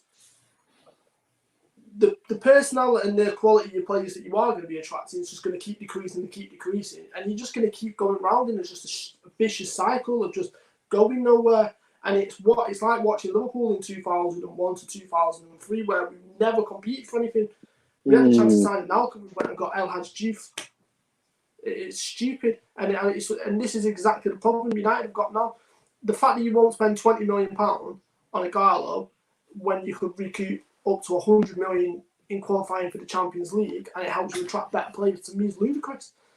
And not just that, is you look at that, and then if you're Adidas, you're like, wait a minute, they've not been in the Champions League for the past 3-4 years. Like, why are we spending it? Why are we paying them so much on a shirt sponsorship? That goes, and then what? Then you're back to square one, and you end up with someone like we ended up with New Balance for a number of years because we weren't good enough for Adidas. No, I get what you're saying. I just don't understand thinking of Manchester United. I honestly don't. It confuses me. I do. They're just thinking of it as business. They don't have any football brains to them. But even like if you think about on the point of the Cavani thing, we can't attract to Cavani. Solskjaer can't ring Cavani and say, right, yeah. You'd be like, yeah, so you know what I'm saying? There's no conversation. Solskjaer can't ring Cavani, but he can ring Josh King, can't he? Do you know what I mean? He can ring. That's sad, man. Yeah, we probably only got Bruno. We probably only got Bruno, and I reckon it's 100%. We probably only got Bruno because Bruno heard of the interest, said to Ronaldo, and Ronaldo probably sold it to us. But probably think what he sold it to him as, yeah, somewhere you can go for a few years and then come check me somewhere. You know what I mean? You know what I'm saying? Go Barca after that, go Madrid after that. That's probably why he's here. Do you get what I'm saying? This is what man are not thinking of at the moment. It's like us not getting Ighalo could mess up future things. These men are trying to tell us we're getting Sancho. We don't get Ighalo, finish top 4, we don't get in Champions League. Sancho ain't coming to us, bro. So that's what I'm saying. That could impact it. Shout out Faris as well. He said, how we doing, lads? Just came in. Shout out Faris, because last week he stayed with us literally for the whole 2 hours. He was here from 7 till 9 in it. So shout out to him and that. And also want to welcome the second special guest, Mr. Aaron Utd. Clap. Yo, man. Aaron, how you doing, man? Everything good? I'm all good, gentlemen. How are you guys doing? Yeah, all good. It's nice to have you. It's nice to have you back. You feel me? Again, yeah, man. Pleasure to be back on, man. I appreciate it.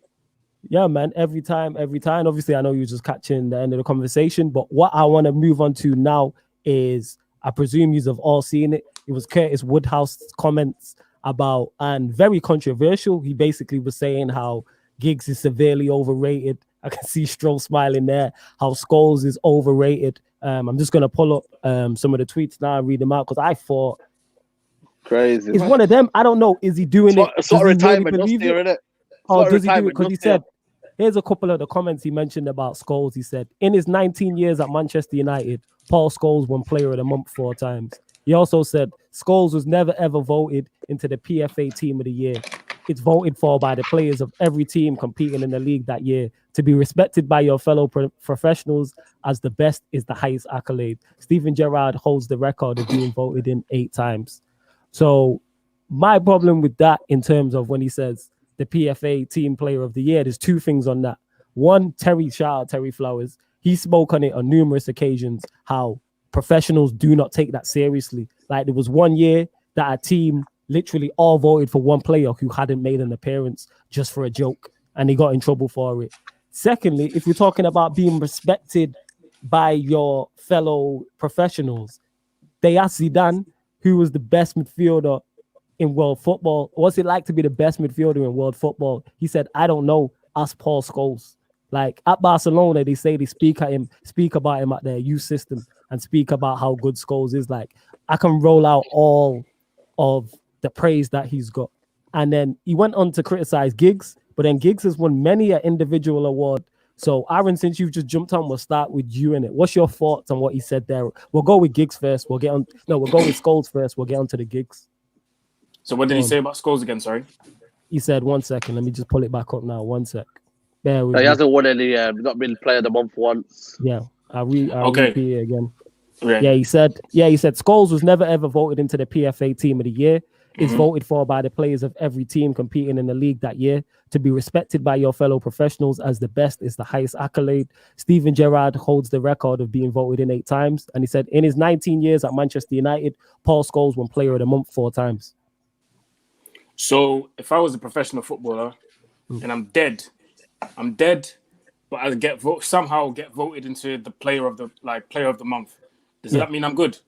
Like if we're gonna start,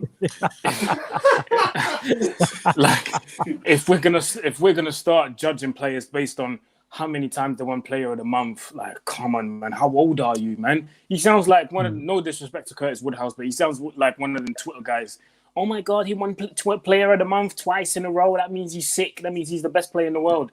Come on, man. Are we really trying to have that conversation right now? That's all I've got to say, man. Yeah, this wild. JV. You know what? Go on then. Go on, JV. I'll go to JV because I know JV is gonna have I can see by his face it's ridiculous, man. Honestly, it's ridiculous. Go on. What's your thoughts on what he said about Scholes? Number one, does this guy works with ESPN as well? You know. Does he work? I know. Obviously, he played for Birmingham. Then he retired at 26 to become a professional boxer. Yeah, he won a British title. Yeah. Check this. Yeah, man played 2 sports. Yeah. 2 sports. Yeah. He ain't got a third of the titles. Yeah. What they got, not even what one of them's got. You get what I'm saying? Yeah. So that 1 second, he needs to allow himself. Yeah. But here's my thing on the Scholes thing. Yeah. Do man remember how much everybody hated Manchester United back in the day? Like, that's a very valid point. Are these man new or something? Are these new people? Like what were you not about back then? You know, are you like? He sounded like he's 15. He sounds like one of these Twitter guys, and they say, "Yeah, my man's Macca," and they're like, 1 second, and you look in the profile picture, and they're like in a school uniform like that. I'm like, bro, that's what he sounds like. Do you get what I'm saying? Yo, you're a whole fool, you know. You know what I'm saying? No, this is what he sounds like. There's no like. See with the Giggs thing, with the Scholes thing, that point there is ridiculous. Oh, man's dead because he's not voted in by the players who he's duffing up every week. Yeah. You know what I'm saying? yeah. You know what I'm saying? Man, trust me. I'm mashing you down every week. You're not voting me in. I'd say that's more of a thing than being voted in. You know what I'm saying? Yeah, if I'm doing you in, why are you voting? If I'm doing you in every week, you ain't gonna vote for me, bro. No one liked United back then. Man, need to realize and remember these things. That's why they're over it all now that we're not on top because they hated us so much back then. Do you get what I'm saying? So this is why these men are coming out with these things now. After, you know what's funny? Why is it all these things are coming out so long after? Why when he was still playing and he was 40 and he weren't the great player he was back then? No one was saying he was overrated then. True no that.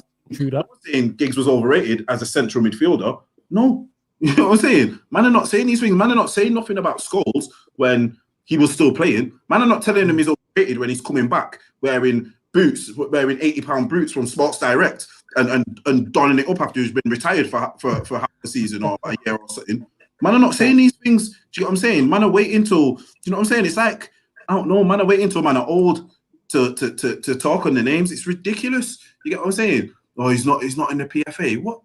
What does that even mean? I don't understand. Like, seriously, that whole PFA thing is meaningless, bro. Like, we give too much. We give too much. This generation, what we're in now, we give too much to what other people thought. Check this one out, yeah. Do you think these players have been so great if they cared about what all these other people say about them? Do you know what I mean? Do you think Giggs would be Giggs and Scholes and all these people would have been able to focus and go into every game and be this and that if they cared so much about what was said about them in the papers or in the media? No. Do you know what I mean? That's why basically these players have become who they are, because these type of people back in the day had no voice. Do you get what I'm saying? I get what the you're saying. generation we're in now, these people have a voice given to them by social media, and it's a gift and a curse, them having a voice. Yeah. And here's the thing with that as well. When United, one sec, Joe, we'll get to that. I know the comment that you're going to talk about. I just want to say, when we was all younger and United was dominating things, obviously 4 out of 5 of us being United fans, we did not care about PFA Player of the Year, Team of the Year, all of this nonsense. I want to see my team win Premier League titles and Champions Leagues and FA Cups and League Cups. I want to see my team pick up trophies. I'm not fussed. Individual ones are nice on top. Like, they're a nice touch on top. But in terms of PFA Player of the Year, and like De Gea got in it, like when he went through his prime years when he was absolutely unbelievable, like I think it was like 3 or 4 years straight. But United was struggling. We weren't celebrating that. We were like, De Gea is the best goalkeeper in the world, but the rest of the team is absolutely terrible. We will get to comments at the end as well, people. But go on, Saeed, what's your thoughts on what Curtis Woodhouse, what we've been discussing with Scholes? For me, it's just crazy because at the end of the day, it's like lockdown, man. It's kind of created a kind of environment where people are just saying anything they want now. I think before lockdown, I don't think many people would come out with these comments because I feel like we'd be in a busy lifestyle, you know what I mean? There'll be so much going on, football, in terms of weekly football debates. So I feel like this is all been created by I see a lot of this going on. I see like, Rashford is the best player, you know what I mean, ever, best player sometimes ever in Man United's like, youth history or whatnot. And you know what I mean? There's loads of things coming out that's very, very just crazy at the minute. But in terms of the Scholes bit, you know what I mean? I don't get that because for me, Scholes is my all-time favourite player, hands down. The elegance of the football, to control the game, control the tempo, the straight the ball, you know what I mean? The tackles, the assists that he got, the goals from outside the box, mate. For me, my all-time favourite footballer. But then again, for me, what he's talking about player of the month, Aguero's probably not received a PFA Player of the Year. I don't think has he even received the PFA Player of the Year. I don't know. There's certain possibility players. Is not. Yeah, it's a possibility. Is not. There you go. Sorry to cut you off, Saeed. Sorry, just want to say one thing. People forget that if you take the players who have won the PFA Player of the Year and then you look at the players who haven't won it, them lists are pretty equal. There's some absolutely phenomenal players who never won PFA Player of the Year. If you check it out. Definitely go on, Saeed. Continue. And then you got teams like the Barcelona team, like Messi might win all the accolades, but Busquets will be the pinnacle player of that team. But Busquets, you know what I mean, won't be thinking, do you know what? I'm distraught. But attacking forwards majority win the accolades because they're the person at the vital goal or the vital, you know what I mean, part of the game. Do you know what I'm trying to say to you? So people like Busquets, you know what I mean, like I don't know, like there's so many underrated players out there that didn't receive the accolade that they deserve. Xabi Alonso, you know what I mean? That's another player. Ooh. What a player he is, but would he receive anything? Ribery, for me, this is where it comes down to. Ribery, Ribery won the Champions League, the Bundesliga, and the DFB Copal Cup. Sorry if I'm getting that wrong, Aaron. But wait. We'll go to Aaron. Aaron, was that correct? Pokal, yeah. There we go. Go to our German-speaking resident and that. Cheers, Aaron. Yeah. Thank you very much. Saeed, now back to you in the studio. Yeah, he won the treble. With Bayern Munich, and everyone thought, right, he has to win it surely, and he didn't win it that year. I think Messi won it. I think it was, but that just goes to show. Won it. Ronaldo won it because remember when they played that playoff game for the World Cup, and then he scored like 3 goals or 4 goals in Sweden or something. Yeah, that's why he won it. There you go then. So for me, Ribery was robbed that year. Ribery was robbed, man. So it just goes to show. Robbery. So there you go. Yeah. You got fooled, yeah. So I don't believe all this nonsense, mate. And you know what I mean? It's kind of crazy. This Curtis Woodhouse, I don't know the guy, and I don't want to disrespect the guy, but there's a lot of time on people's hands at the minute, and you know what, this is gonna be the start of something, because he's gonna say something now, and I bet you know what I mean, someone like Danny Mills or something like that will come out with another statement saying, "Yo, listen, Wayne Rooney should not be United's all-time great scorer." You know what I mean, because he played for 16 years at a football club and he was bound to score that. There was some kind of a lavish statement like that. Yeah. Bonkers. I hear that. Stro, what are your thoughts on what Curtis Woodhouse has said? I want to hear this from a non-United fan perspective, like how, because to me, when I was reading it, I was just like, this is wild. Like someone said in the comments on here, he's on the wind-up. I don't know if he believes it. I don't know if he's a wind-up. I don't know if he just, because he did seem to enjoy it, because I know Paul Scholes, his son, clapped back at him on Twitter as well. Yeah. Obviously you're going to defend your pops, of course. Yeah, Farah said he's a madman as well, you know. Paul Scholes is bro. Yeah, like, of course you're going, but you say Curtis Woodhouse, obviously ex-professional boxer, so he can handle himself. But yeah, Stro, go on. What are your thoughts on it?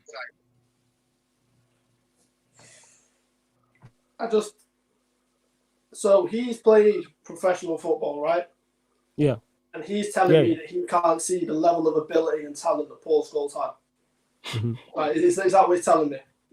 Like, no, in his defense, he did say, what was it? He did say Paul Scholes, with Paul Scholes, he said, I think it was either he said he was a good player or great player, but he's overrated. And he also said he's nowhere near the level of Gerrard. And the reason that Scholes retired at 29 is because he couldn't get in central midfield ahead of Gerrard and Lampard, which we all know here's is not nonsense. From a Liverpool fan that loves Steven Gerrard, is stop comparing the two. People in the comments, everyone stop comparing the two. Two completely different players. They're not comparable. If you're going to compare anyone to Scholes, the likes of Pirlo, people who could run a game, who could control the pace of the game, could dictate the pace of the game, that's Paul Scholes. Paul Scholes is a generational talent. He's one of the best midfielders that England has ever produced. Let's make that clear first and foremost. Gerrard's exactly the same. One of the best midfielders that England has ever produced. They are not comparable because they're two completely different players and they do two completely different jobs, which for me, the pairing that England should have gone with was a Gerrard and Scholes. They complement each other perfectly. To me, should have done. They do. I reckon they should have just tried a free. You should have tried Scholes, play Gerrard with Lampard, just play a 4-3-3 or even a 3-5-2. But you see, this is the time when obviously England and everyone was playing a 4-4-2. But obviously, the problem with this comment is, one, is he just saying it to keep himself relevant? Possibly. Is he saying it because he's bored and wants to stir something up? Possibly. Like, I can't speak on his motives. But to come out and basically say that these two are overrated, given what they've achieved in the game, the longevity, what they've accomplished, the actual level they were playing at year on year, like, come on now. There's no argument to be had. There's absolutely no argument to be had. And the fact that trying to compare Gerrard to Scholes proves to me he doesn't understand football because the two are not comparable. Two completely different players. You know what? That's a very valid point, Stro, and salute to you for that, because people do like to compare players for different positions. Like, just because players are two attackers, I'm going to compare a number 9 or a 10 to a wide player. Like, that's not right. Compare two wide players. Serious, compare two strikers. Like, only in attacking players and midfielders does that happen. No one ever compares a left back to a centre back. Compare a centre back to another centre back. Go on. Do you know why I think that we get this comparison? And I'm going to blow you with this one. This is why we get the comparison from our media of Scholes, Gerrard, and Lampard. Do you know why? Because we compare them to take away from the fact that we won nothing with these players. Yeah, it takes away from the failure of the English FA, the English coaching system, the English everything to do with the English national team. Yeah, failing to get anywhere decent. You're telling me, all right, then you're telling me we can get to a World Cup semi-final with who do we have in that midfield, bro? Henderson. You know what I remember? It was Henderson, Dele Alli, Eric Dyer. What are you on about? You get me? You can get there with that. Yeah? But you're telling me we had Beckham, Scholes, Gerrard, Lampard, Rooney, Owen, and we didn't do nothing of a serious note. Shearer at the same time. We didn't know. This is why this is brought in. It's to take away from the fact of the failure of English football over the past years. Sorry, Stro, not to cut you off. sorry, Sean, not to cut you off. The midfield that day against Croatia was Henderson, Ali, Lingard. Come on, brother. Aaron, man, you had to put it out there. Yo, I had to do see my that there? research. Had to do it, yo. You've literally got a track and field man, yeah, and you got two social media guys. You get me?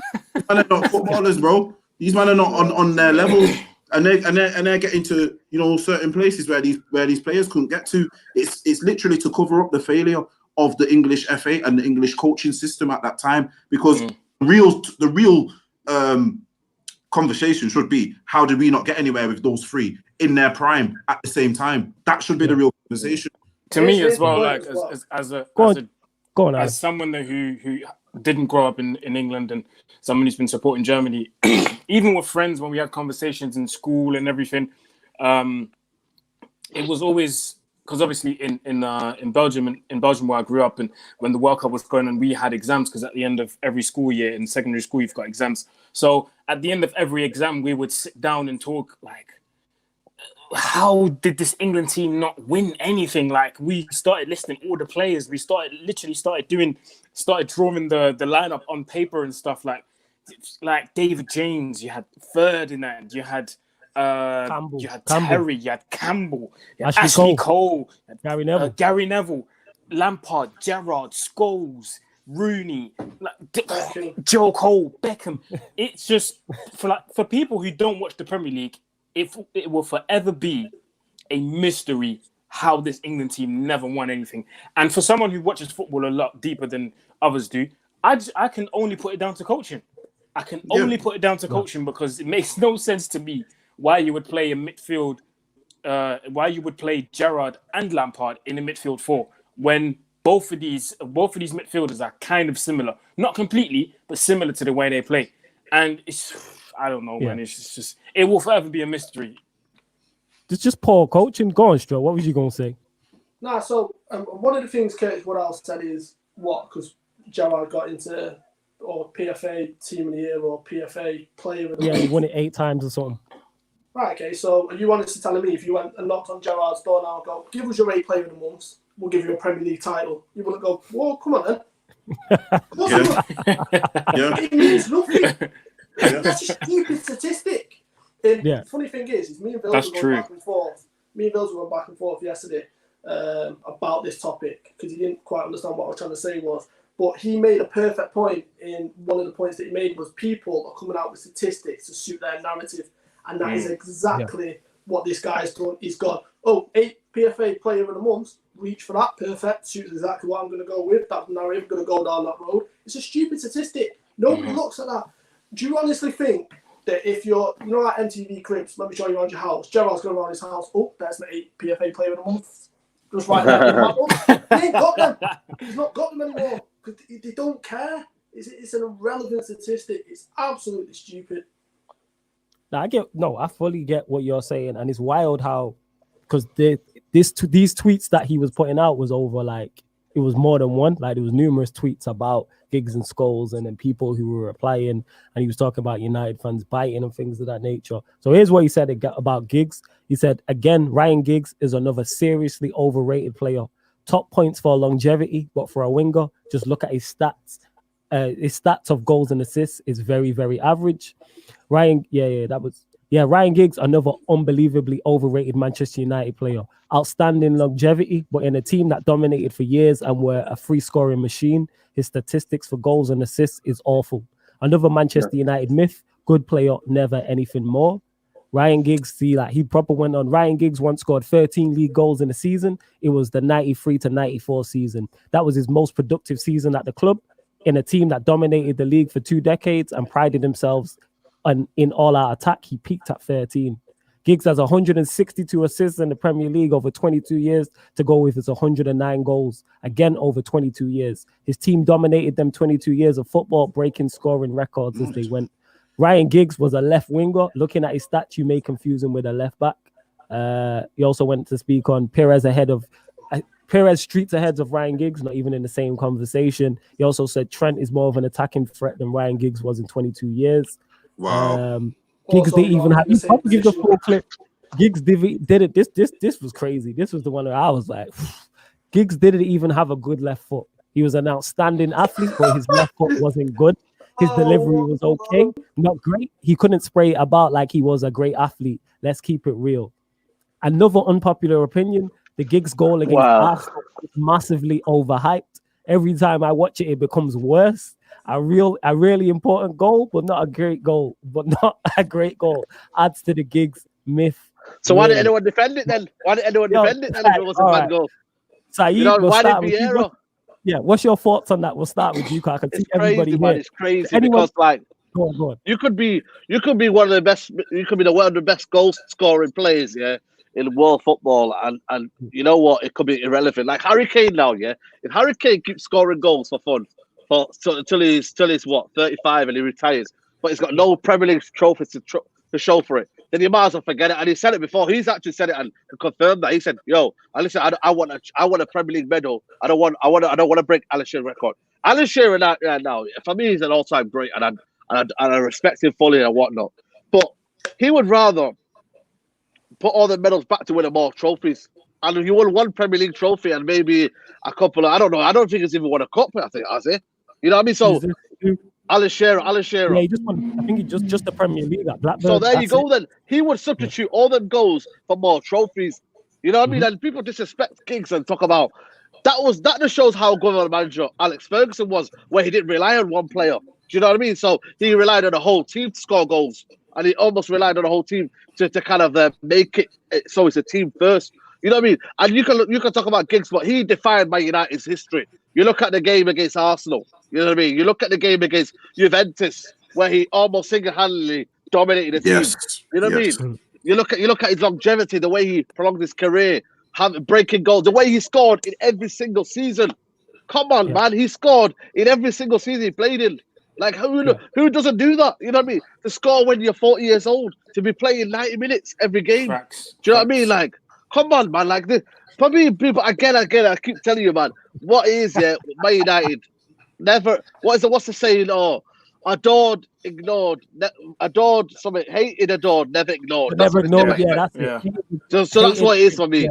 And I don't know about what my man is, but I know disrespect his career and that, because he retired at 28, but come on, man. You should be really talking about that. Like, for me, I'll be humble, you get me? Like, I'll be like, yo, listen, I was a Premier League player, I played my level, but certain man above me, they did what they had to do. It's a case of, for me, you get me? He wants to be a pundit. He can tell you what does he do for ESPN or something he works for. So he wants to be that kind of controversial figure. There's certain guys in basketball now. I don't know if you know basketball, but most of the pundits, they never played basketball.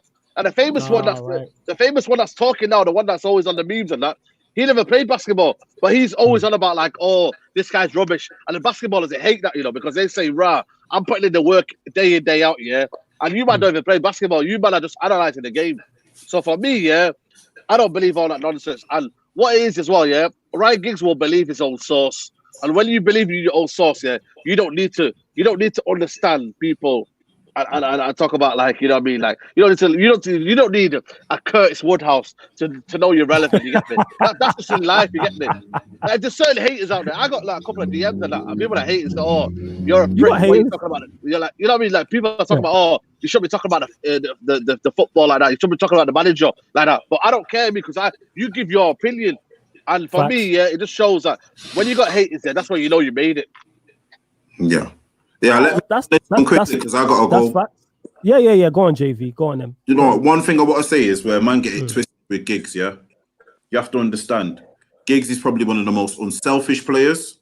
Yeah, facts. That's why his goal stats are never amazing. He's unselfish. He's an unselfish player. You get what I'm saying? You have to understand he played a left midfield or a midfield 4. He's not playing in a 3 up front. Tell him, if Giggs played in a 3 up front, he would score a lot more goals. Yeah. He's playing on the left of a midfield 4. Do you get what I'm saying? It's totally different to playing as a winger nowadays. Man hear the winger term and throw it around. A lot of these man, especially him, if you look at how deep he tried to go in on Giggs, he's looking for something to try and back his point. You know what I mean? How can you say, this is like me now saying that someone who's better than me at what I do, is overrated.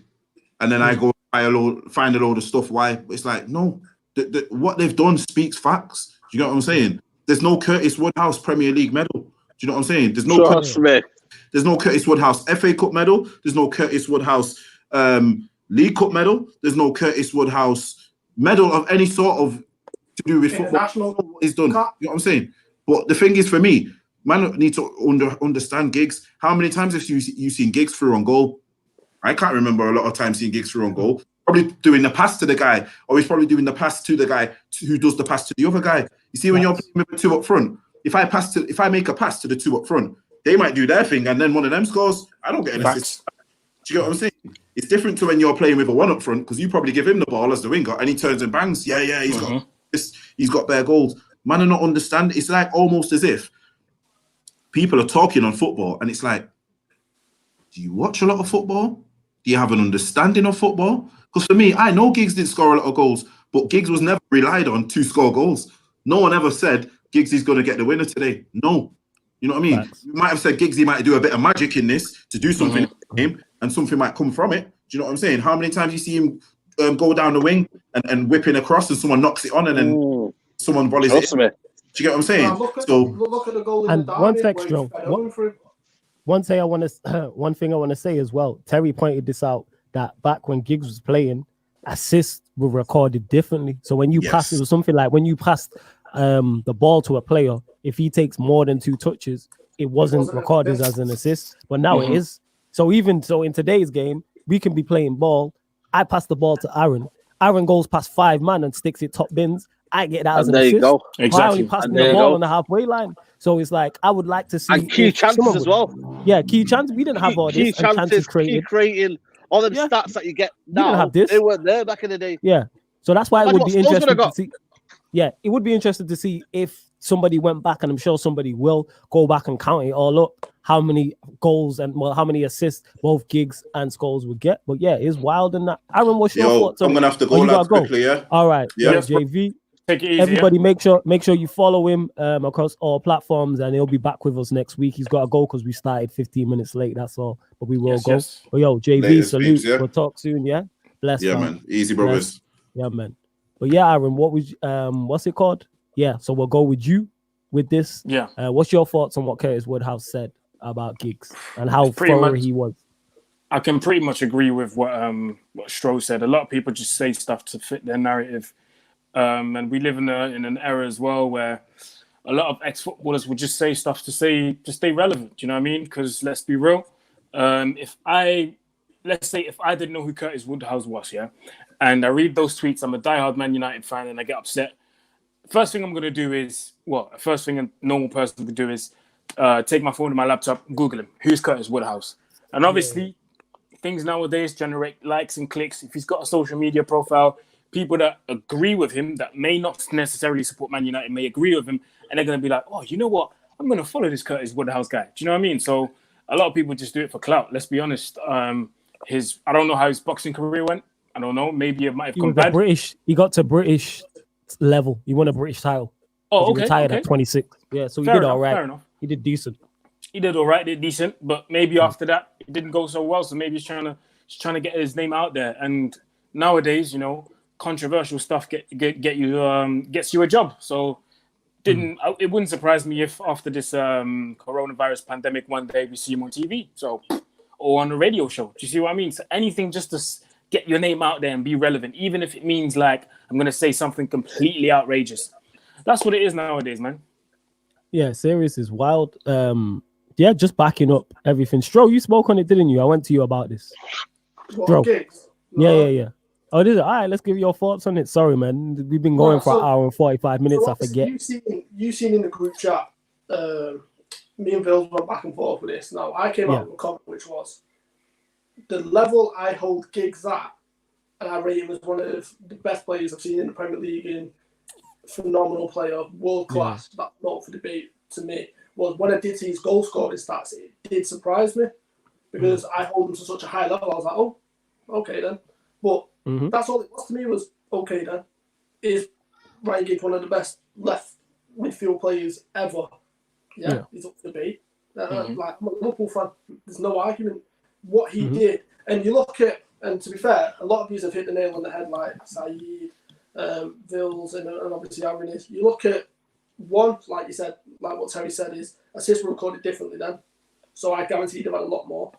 Secondly is, you look at your team, so you had the 4 up front, yeah? And you look at the, let's just say the York and Cole partnership was, I've seen many, many games where I've seen Giggs play an unbelievable ball through to break the lines. They do a 1-2 and they score, but without that goal, there's no. But without that ball through, there's no goal.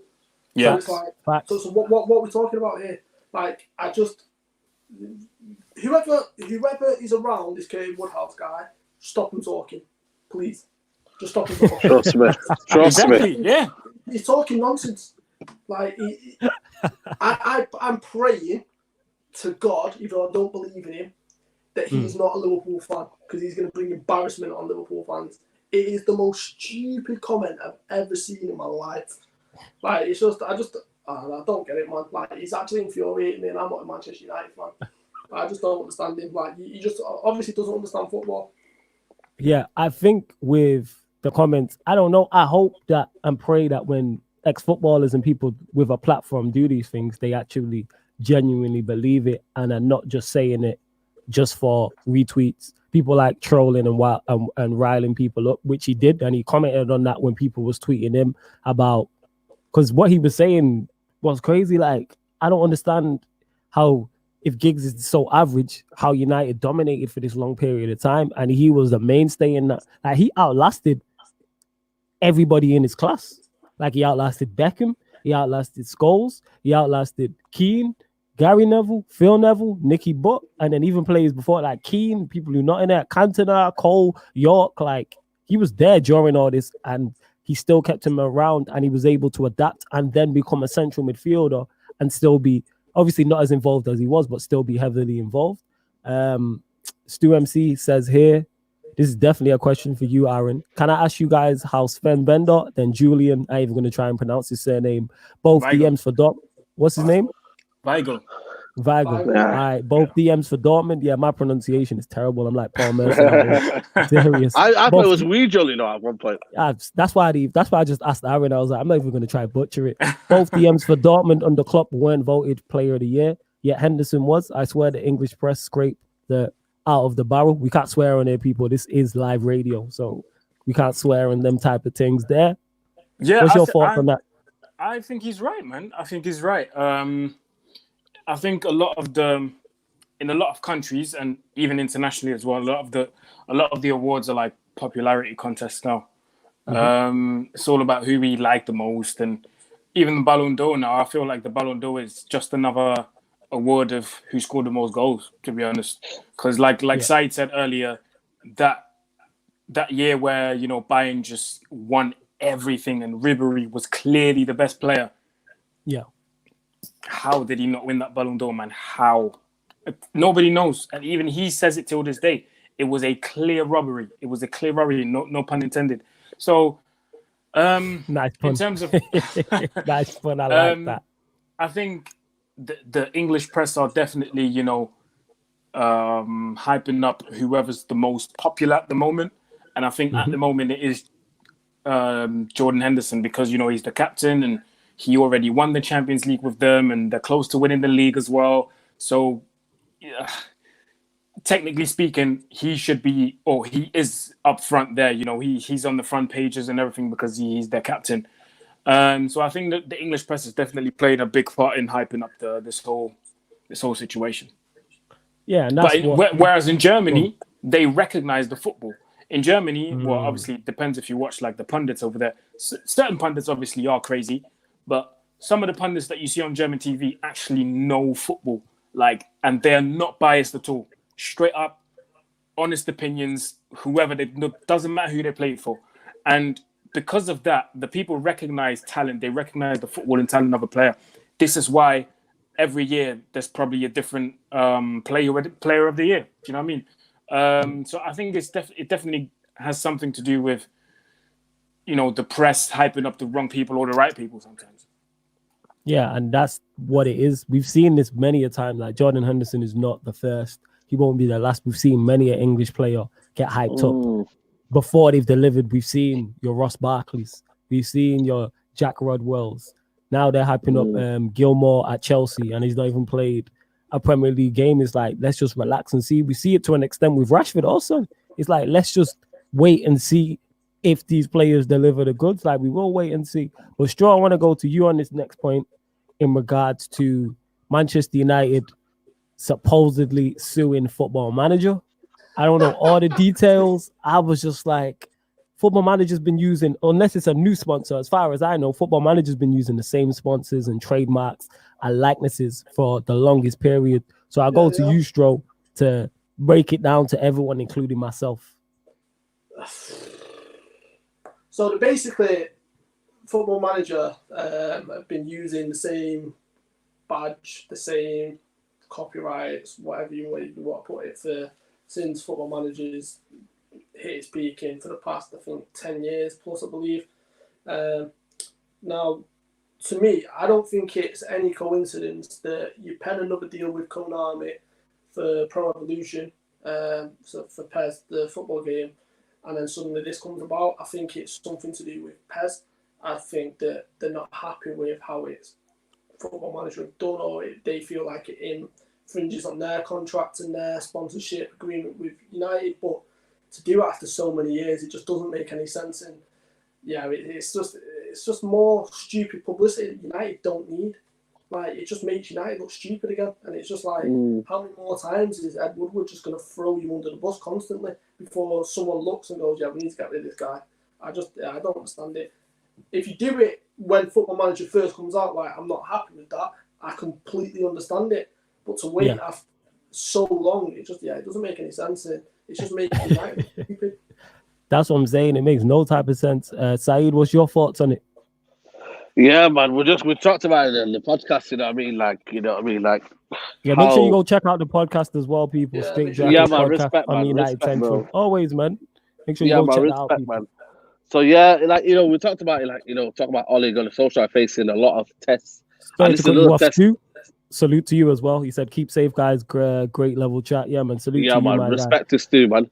Yeah, so, like, in terms of, like, you know, the unnecessary, like, stroke, saying unnecessary thingy, you know, I mean, stressed now. But I think that's just because of Man United now are in panic mode now because of the fact that they announced the annual quarter loss. You know what I mean? I think it was about 7.5 million. The debt went up to about 429 million. You know what I mean? Adidas deals is going to be, this year will be half if you don't make the Champions League.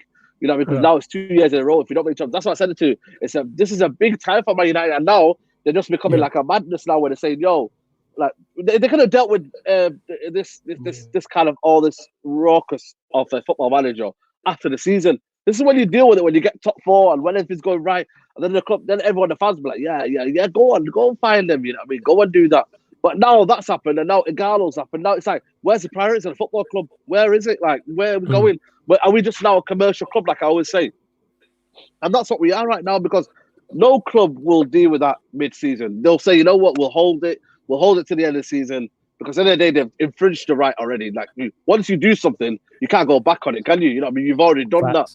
So the Man United should have said, you know what, we'll hold on that until the end of the season, and then we'll brief it out to the media. But the fact they've done that now, and it's like, where's the rights now? Where's the football club, like, in terms of how they're doing everything right now? Where is it? Where's the club? Like, where they are? I think it's obviously lockdown hasn't helped on the virus, because everyone now, they're trying to get the money. Like, they're getting their 20 million from the Premier League. Like, yo, listen, I want my 20 million. You know what I mean? They're trying to become that club that everyone else is right now, and just, like, you know, grabbing everything what they can, opportunity can.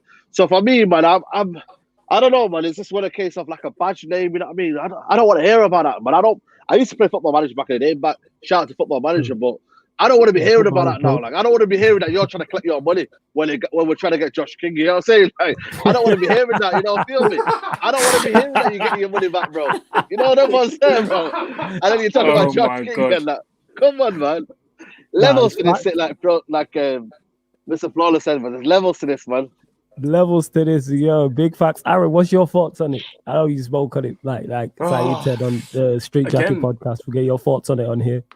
Again, man, Manchester United trying to collect every penny that they can, bro. You get me? It's so typical of us, man. I didn't think we'd be able to go so far and do something as silly as that, but yeah, it doesn't surprise me. Ed Woodward loves money. You know, Ed Woodward reminds me of what's the name of that guy in SpongeBob SquarePants, the Donnie that loves money? What's his name again? Squid, I think it was. I'm not a SpongeBob guy like that, so I don't know. I think it's Squid. Hopefully someone in the comments can say. Is it Squid? I think it's Squid, yeah.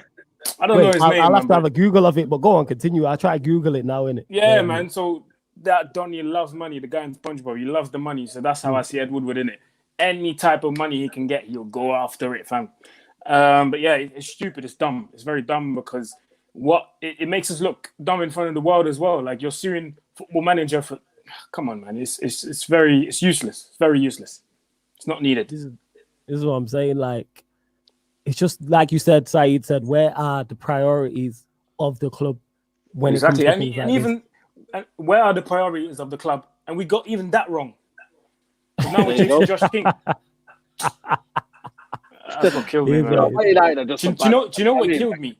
It killed me when in the winter transfer window we tried to go after him. I think we made a bid of like 23 or 25 million pounds. I can't remember how much it was exactly.